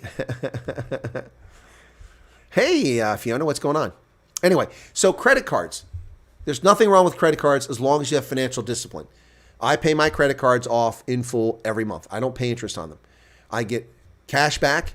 I get miles on a couple credit cards, and I get points on my Hilton card. So I use them to my advantage, and that includes all my trips around the world. I don't take action unless I'm able to pay it off. I don't incur debt, and I've done this for 40 years. I don't incur debt unless I have the ability to pay it off, and I only incur debt that's to my advantage. So a mortgage, building equity. Not a fan, but it's the only way to buy a house. I don't have cash sitting around to buy a house. And same with a car. I bought a car a few years back, and my interest rate was 1.5%. 1.5%, because my credit record is sterling. So I was making more at 2 and 3% on savings in the bank. So rather than take the cash out of the bank and pay for that car, I made monthly payments, which by the time I paid the car loan off were worth less than I borrowed the money because inflation was over 1.5% for the year. So every penny I paid back to the bank, number one, it established my credit history. That's one reason why I have good credit. Showed I paid on time for a few years for that loan. I was paying back the money at less than what it was actually worth because inflation eaten away at the value of it. In the meantime, I didn't touch my savings and investments, which were earning much more and making me better off. So smart move there. Yeah, property with expropriation without compensation is a serious concern and risk in South Africa. My daughter-in-law has to go to California for work a lot, and she says inflation has gone ballistic there. It's not. No, California is gone, Fleshin. It is gone. It is a ridiculous socialist paradise of collapsing societal norms, corruption, theft, racism, bigotry. It's actually horror. It's a crap show in California. Yep. California is not what it once was. But anyway, so that's a little bit about credit cards, folks. Most people abuse credit cards. They don't understand them. They don't get it. A lot of people, they're like, okay, well, I'll pay the minimum. Well, folks, you're paying interest on every dollar you put on that credit card until you pay it off. And you take a cash advance, you're paying interest from the moment. The moment. So imagine this. You're overseas. You need cash, right? You need cash. So you can take your card, put it in a machine, take a cash advance. People do it all the time. You're paying 18 or 20% interest from that moment. There's no grace period for a cash advance. It's a loan on the spot. So if you spend a month overseas on safari in Kenya or you go to Botswana or something like that, then you come home, you get your credit card bill. Woo, brother, you're going to have a huge charge on there. Interest on the money you borrowed. Was it really worth that money? To borrow that money from an ATM and put your card at risk where someone scammer could skim your card when you're overseas? I don't use ATMs at all. At all. At all. Yeah, our company moving to Texas. Yep. Roy's got to go. Okay. Well, we're over 2 hours. I just realized that. So, all right. But we got onto the financial stuff. Trump's court ruling billions will flee New York. Yes, Sendo. Yes, they will flee. And there's no way the ruling can be upheld because the judge is fining him a ridiculous amount of money when no one was harmed. And that's what the purpose of the fine is. And there's also no crime committed. So that's the first thing. Second thing is that the judge banned him from doing business in New York for 3 years, which he can do. But at the same time, banned him from removing his company from New York. Well, that doesn't make any sense. Basically, he's consigned his company to bankruptcy by forbidding him from doing business for 3 years, which means to lose all his clients, all his business. His business will collapse. So he has expenses. He still has to pay his loans back, but he has no revenue coming in because he's not doing business. This is a criminal judgment. A criminal, not the act, the criminal judgment by that judge against Trump. This will not stand. It's ridiculous. I don't know what happened to your friend Paul, Garrett. Trump's court ruling, yeah, billions will flow out of the states. Anyway, that's it, folks. A little update on my solar. It is 1:20 here, and I'm at 15 kilowatt hours. So that gives me about 4 more hours, and I'm burning about 6. If I could get 6 kilowatt hours, it's 5.9. For 4 more hours, that's 24. That would make this the best day I've had yet, 39. But I don't think I'm going to get there. We'll see. I'll let you know tomorrow. Anyway, all right, I've got a doctor's or a physical therapy appointment tomorrow afternoon, folks, but I will do my program. How long have you had solar? Shawnee, I've had solar since November. I only have a small number of panels, 20 panels. It's all part of a scheme set up by the state of Pennsylvania to get people to reduce their reliance on the electrical grid by generating solar. And any excess goes back into the grid. But it is a scam. So just to give you an idea, I looked at what I paid in February for consumption of electricity in January last year and what I paid this year. So here's my bill right here. My electric bill came in yesterday. and I paid $40 with all the surcharges and all that. $40. Well, no, I'm sorry. Current consumption bill. I paid $33.73 in electricity charges to the utility. Last year, I paid $130. So 1 year later, I paid $100 in 1 month less. Now, I pay more because I pay this ridiculous insurance fee of $6 a month in case the lines, because you're not covered. They're their lines, but if they don't work, you got to pay for it. So I have to pay this ridiculous insurance fee. So I have to pay thousands of dollars in case the lines stop working. But I consumed 511 kilowatt hours from the grid, and I sent back $389 hours. So, yeah. So aggregate, I used basically 122 hours in the hole. I generated 122 hours less than I gave to the grid. So anyway, but $33.73 vice $130 last year. No, Shawnee, I don't. That's part of the scam. You can't store it. So I can't profit when the sun is gone. If it's nighttime, there's no battery storage. And I'm fine with that. I don't want toxic batteries in my basement that wear out in 2 or 3 years and are explosion hazard, fire hazard. But yeah, so, but this month is really cooking. I mean, that was last month. I gave him $389. This month, $586 already. And we still got half a week to go here, $586. And this is the wintertime when it's not supposed to generate that much. But right now it's generating 6 kilowatts. So what they do is they allow this scheme to take advantage of federal tax credits and of state tax credits, which go to the installer who sells you on the idea. You don't own the system. It's leased on your roof. It belongs to the third party who finances the operation, and they can charge you a fee. But they're charging me 50% less for the electricity generated from that. I don't pay them. I just pay a set fee based on what my consumption was last year. They look at your previous year, and they come up with a plan to put solar panels on your property that will achieve 100% of the electricity consumption you had the last year. The idea is to make it a wash so that there's net carbon change. So let's say if I used 1,000 kilowatt hours last year, the panels are supposed to, over the course of the year, generate 1,000. Well, I used like 9,000 kilowatt hours the previous year. So they put 20 panels on my roof, and those 20 panels reduced my bill from $130. So imagine if the entire back roof was covered. And it's only one side of my house. My house faces east in the morning, and it's west in the afternoon. So the sun sets. So right now it's afternoon, so the sun is on this side of the house, and it's hitting the panels head on, even though it's at an angle because the earth is tilted in the wintertime. So when you come back in summertime, it'll be tilted the other way. It'll be better off. But anyway, the point is that it's only on one side of the house, and I'm generating this. Imagine if I'd actually installed panels on my entire roof. I'd be making money hand over fist. But if I did that on my own, they don't pay me the full rate. So right now they pay me 17.7 cents per kilowatt hour. So I got $69 removed from my bill for this bill because of that. Well, Shawnee, do you live in Pennsylvania? Do you live in Pennsylvania? Because I can recommend give you the company. It actually does what they say they're going to do. Now, they're allowed under the agreement the state has to increase their rates 2.9% per year. Now, Minnesota. Okay. Well, I don't know if Minnesota has it, but I can refer you to the company. And I'll let you know. It's, what the heck is the name of the company here? I'm drawing a blank here. Anyway, but yeah. Okay, I don't know why you're confused, Fleshin. So basically, the solar panels pay me. That's what my bill right here, I'm reading it to you. 389 kilowatt hours went into the grid, okay? Now, I generated more than 389 kilowatt hours because I consumed some of that energy, right? So 389 kilowatt hours went into the grid, which reduced my bill by $69. So in the summertime, let's say that I produced 900, in a month. That bill is going to go down by more than double that, and I'll actually have a positive, which means that I'll bank money. The company will pay me every year at the end of May at the rate that they're paying me, 17.7 cents per hour. If there's a surplus, they have to pay that back to me. I get a check, and that's how you make money.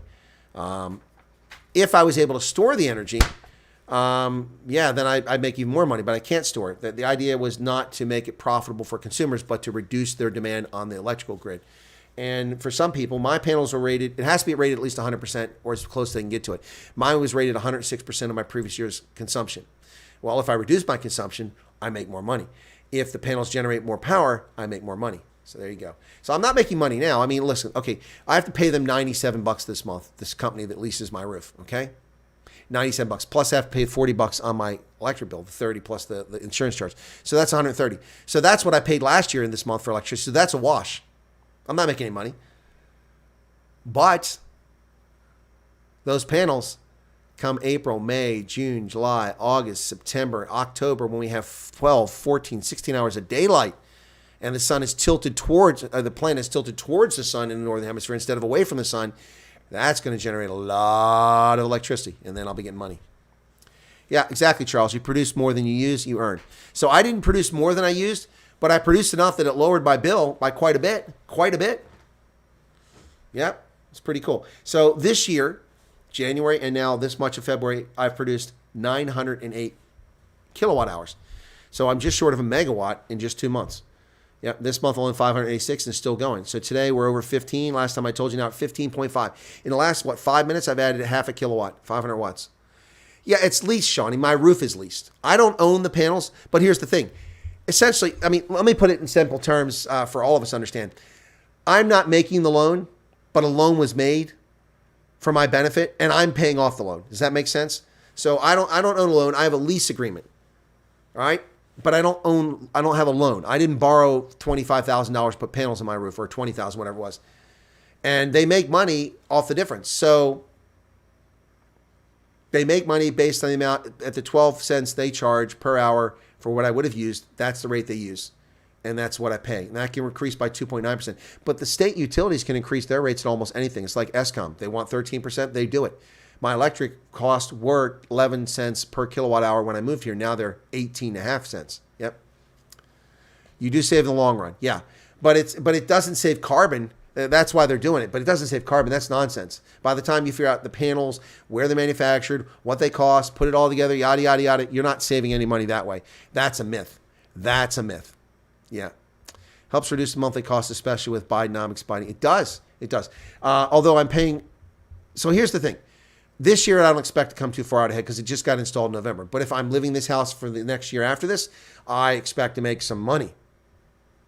Which, when I get that money back, that excess, when I prorate it out over the year, will, at the rate I'm going, mean I will have paid nothing for electricity. It's like being off the grid, but I'm not off the grid, if that makes sense.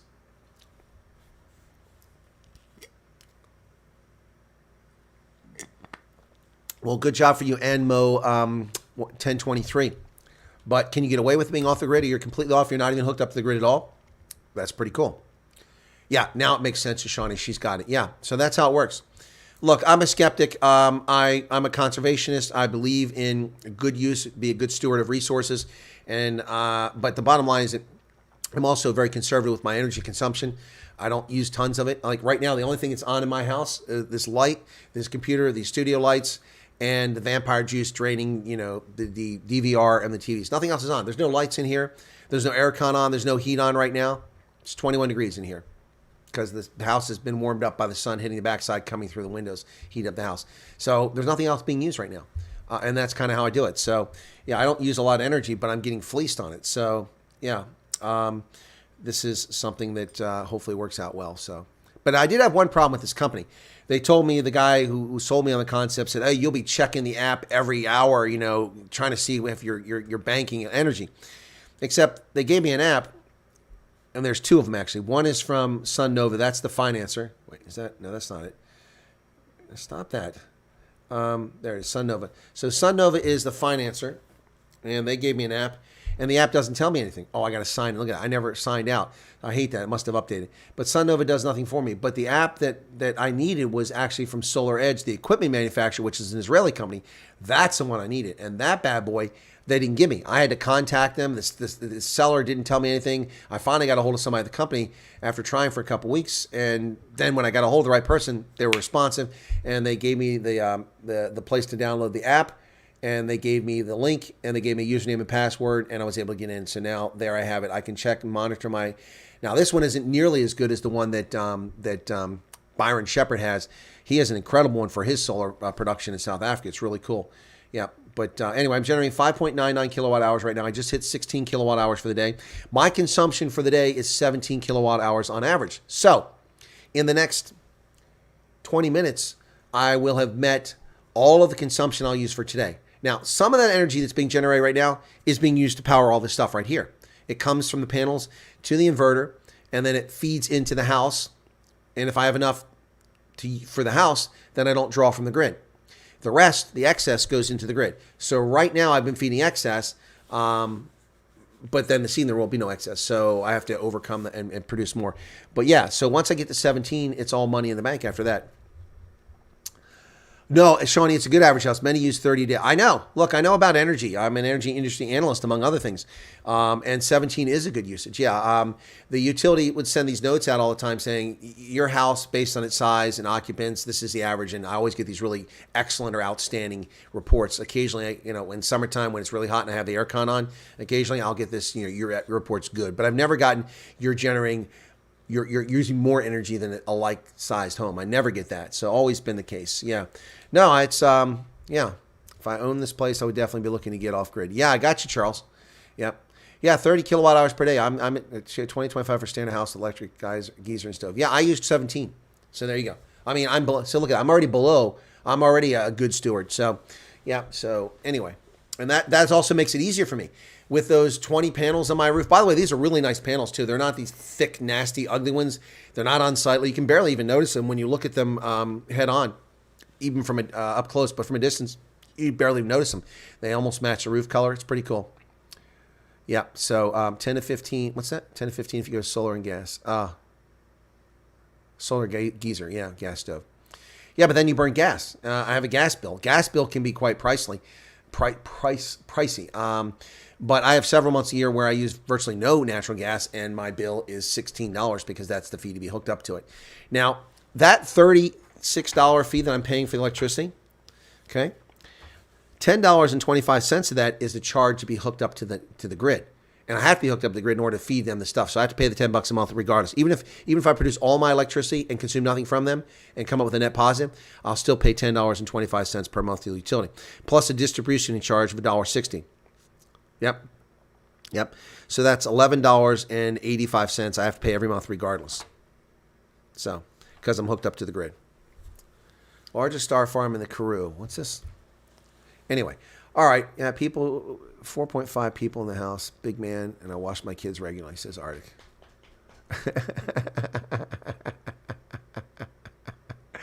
I wash my kids regularly. Well, do you wash your car regularly? Yeah. Oh no, they're efficient. Yeah. Well, if you have a in Botswana and in South Africa, we always had the solar panels for the geysers to heat the water. So you didn't use gas. You just used the solar panels, which isn't great at nighttime. You have to use gas then to heat it. But anyway, it works during the daytime. So, yep, I just hit 6 kilowatt hours. The intensity is solar. Now the panels that I have are rated. The 20 panels are supposed to produce a total of 8 gigawatts of power at their maximum. I've never hit that. I've gone to 6. But it's wintertime and it's not the right angle. Once we get the right angle, I should be able to get closer to that 8 kilowatt hours. And then every hour the sun's out, making up to 8. So this thing is kind of cool because it shows me, hang on a second. It's hard to see this here because if I turn it, it doesn't quite work right. So this one here is all my panels on my roof. That's the layout of them. And there's a gap there. That's where an exhaust pipe comes out of my roof. Not a chimney, but an exhaust pipe. So that gives me the cumulative electricity production for the day on each panel. So unfortunately, it's turned sideways. So if I try to twist it, it's kind of... Anyway, but every one of my panels has produced at least 800 watts of power today. And the peak ones are at 850.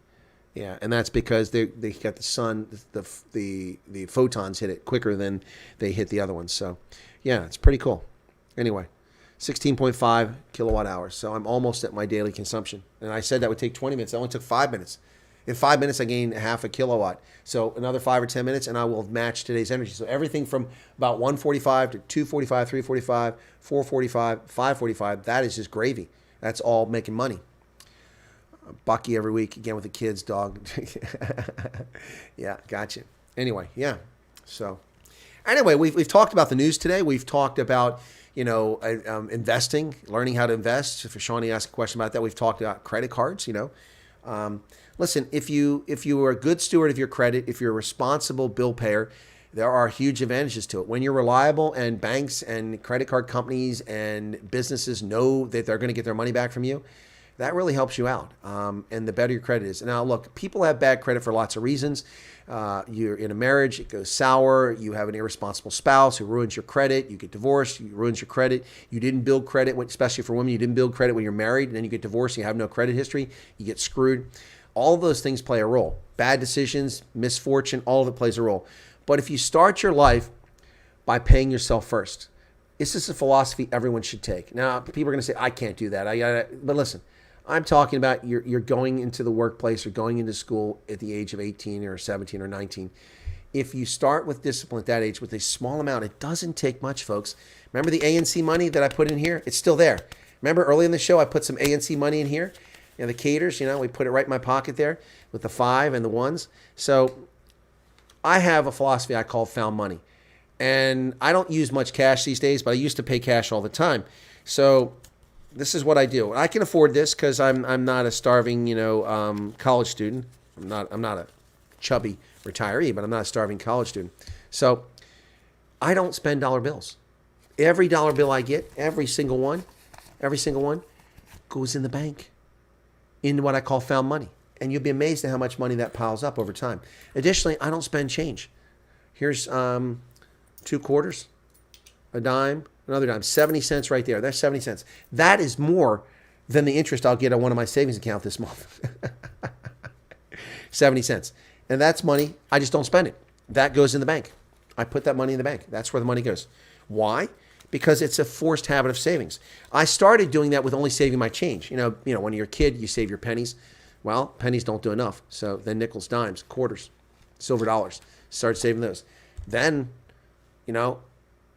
I would save every dollar. If I get a $2 bill, that goes in the bank. Sometimes I'll put a 5 in there occasionally. But yeah.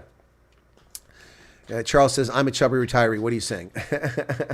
Declan says, I don't spend coins. They go to car guards. Well, that's a good use for them too, Declan, because if people aren't watching your car and your tires get stolen or they smash your window, it's going to cost you a lot more than the couple coins you give to someone guarding your car. Yeah, it's a terrible scam, but it's actually the only form of employment for a lot of people in South Africa. So I don't really have a problem with it. Some people have real issues with that, but I don't. Anyway, so yeah. So that's, I don't do it now, but back in the day when I used to buy a lot of software, a lot of computer parts, build computers and buy things, a lot of companies would give you rebates. Like I bought tires, I was supposed to get a $100 gift card, but it never came. So they owe me $100. I got to get a hold of those clowns. Bought tires for my truck last summer. Anyway, I used to get lots of rebates on things. I buy a mouse, I buy a microphone, you get a rebate from the manufacturer. So that's what I call found money. So you fill the paperwork out, you send it in. When the check comes in the mail, I put that in the bank in savings. When I left Germany in 1994, I had a bunch of foreign currency. I had Danish kroner, I had Swedish kroner, or Danish crowns, Swedish kroner, Dutch guilders. I had Italian lira, I had French francs, I had Austrian shillings, and of course I had Deutschmarks. But I had all those currencies and a few British pounds in paper notes. I went to the bank that the military has for its military members. It's a private bank, and they have a contract. Someone provides services. It used to be American Express, and it was Merchants Bank from Indiana. That was Bank of America. Anyway, so I go to the bank, and I took that. It all converted back into dollars at $435. What did I do with that $435? Did I go to dinner and buy a steak, eat some shrimp? No.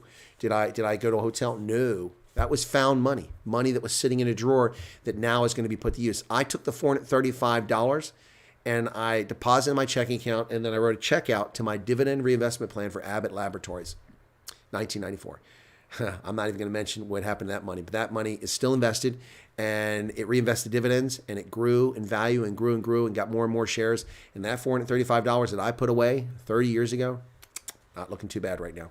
Not looking too bad. My point is that it takes a little bit of discipline, that's all. So that was what I call found money, and I put it to use. I made it work for me. Federal Credit Union, best first place to get credit card because your community rating at 8.25. Okay, Gus, you get a credit card at 8.25, but that's an outrageous interest rate. It's a great credit card rate, but again, don't use credit cards to pay interest. Now, if you find yourself in bad financial circumstances, okay, and you got to pay the 8% of credit card, it's a lot better than 16 or 26%, but it's worse than 0%.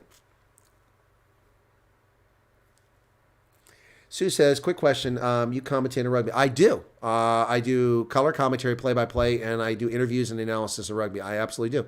I have my own rugby brand, Sue, called Rugby Ascendant. It's right here on YouTube. Let me see if I can find it real quick. Rugby Ascendant. So let's see. Didn't have very good attendance this weekend.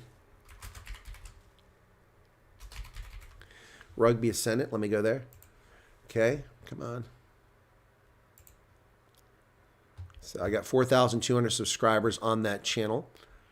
And I don't do many interviews these days, but you can see there's the most recent. There's, I don't know why they're putting them in this order. It said they're recommending for me the 2 games I just did. And then Skulk Brits interview. I did Skulk Brits 6 months ago. Sharks game. And then here's interviews, Rugby Union, Shorts, Major League Rugby, Springboks Conversations, Bram van Straten, Andre Sneeman, Flock Silliers, Bram van Straten. And then who's that one? Victor Matfield, USA Eagles, Rugby Atlanta. I've got to put a page up there with live streams. That's messed up. That's why people aren't coming to an after fact. But here's my interview with Skulk Brits. Let's see.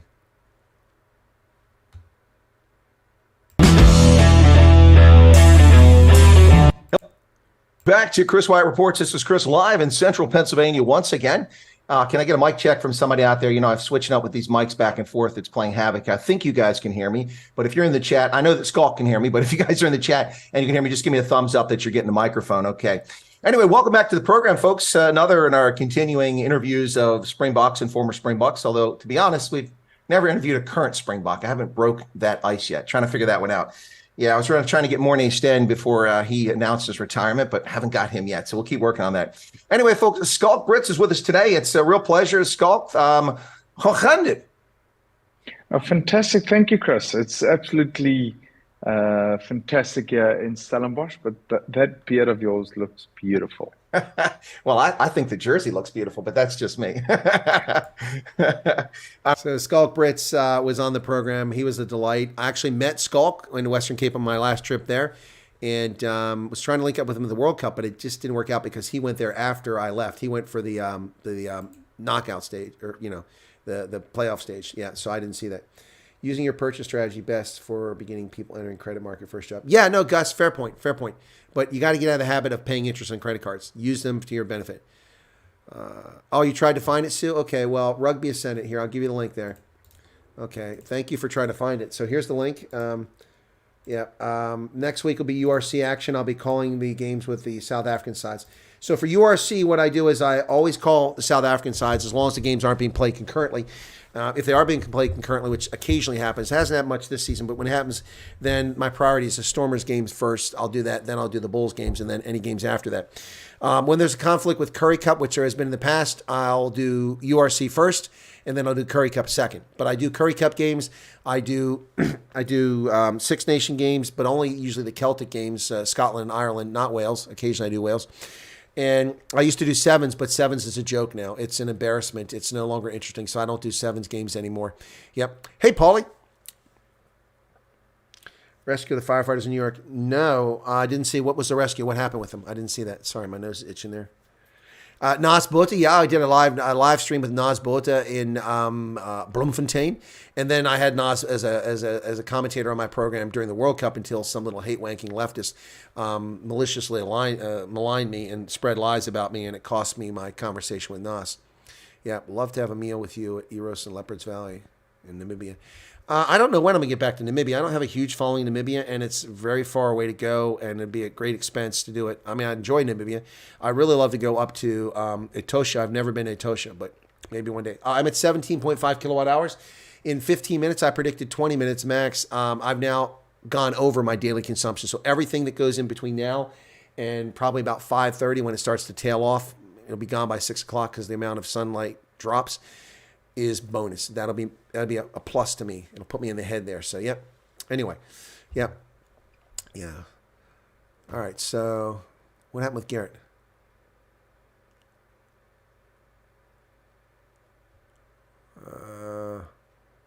Yeah, so Sue, yeah, so thank you for that. So there's the link. Just go find that page.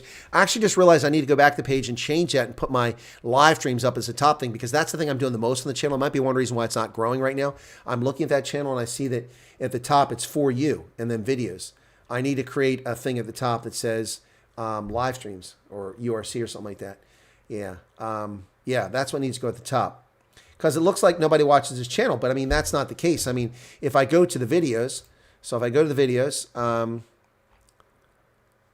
Boy, this is really weird how they're sorted out here. I'll go to the lives. There we go. Okay, live. So my live. Okay, let's do this then. Here's the lives. Okay, here's the Rugby Ascendant. By the way, it's a picture of me at the Women's World Cup in Belfast. In the little window there, where it has a picture of me. At the top is USA versus England in Kobe during the 2019 Rugby World Cup. USA in white, England in red. So 2 Six Nation games yesterday. Not a lot of views. 642 for the Scotland game, 391 for Ireland, 3,800 for the Sharks and Stormers last week, 1,700 for the Lions and Bulls. Then the week before it was 970 for Scotland and 920 for France and Ireland. Then the Bulls 1,500, the Dragons and Sharks 887. Anyway, it goes on and on like this. 3,900 views. Well, let me see. We go a little bit further. When we get test matches, we do a lot better. So it's only showing me so many there. Huh. That's not all of them. Let's do the popular ones, see what happens here. Yeah, so 8,700, 5,900. Yeah, there you go. So that's a little bit better.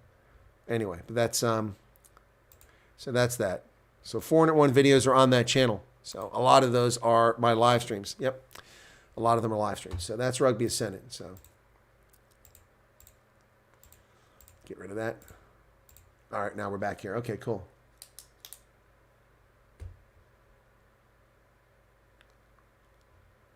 Anyway, so Sue, does that help you out? Check it out. Thanks for that. I appreciate any support for the channel. I'm trying to get to 5,000 subscribers. My goal, the test matches with the Springboks draw the biggest crowds normally. I've had 15 to 20,000 people watch my live stream there. Fleshin says Wales are the only Celtic country up here. Okay. Tell that to the Manx. Matt says, looking forward to some Major League Rugby coverage. I'm not jazzed up on Major League Rugby this year, Matt, and actually it's going to take a back seat. I don't really have a team to support anymore. I cannot support the Atlanta side because they're a Los Angeles team now, so I've lost interest in them completely. I will not follow them. I think by default I'll be a Houston fan, and also, by the way, Johan Mumsen, our favorite lock, is now playing with Houston. He was traded there from the LA club. Probably Houston SaberCats will be the team that I support going forward in Major League Rugby, but I've really lost enthusiasm for it because they've done a poor job marketing the league, in my view. Individual teams have been great at granting access. The league has not really been so great at it. So I want to thank the Rugby United New York, who granted access, the Old Glory DC, who granted access, Rugby Atlanta, Houston SaberCats, the Dallas Jackals, Chicago Hounds. All of those teams have granted me unfettered access, well, not unfettered, but access to their teams and their players. They're fantastic, especially likes and great gratitude towards the Atlanta side, who a couple years ago gave me exclusive coverage as a journalist. I really thought something was going to come of that because of that exclusive coverage, but people weren't really following Major League Rugby. So every week I had 3 hours to interview any player and coach I wanted. Within reason. And so I interviewed every single player on the Atlanta side at one point or another, and a few players more than one time, plus the coaches. It was incredible. I was very grateful for that. It all came a consequence of the vice president seeing me do interviews, and he thought my interviews were light years above anyone else's that was doing it, and so he granted me exclusive coverage to help promote it. And we did. It was pretty cool. Yeah, New York and Atlanta are gone. That's why I'm thanking them. They're no longer there. Yep.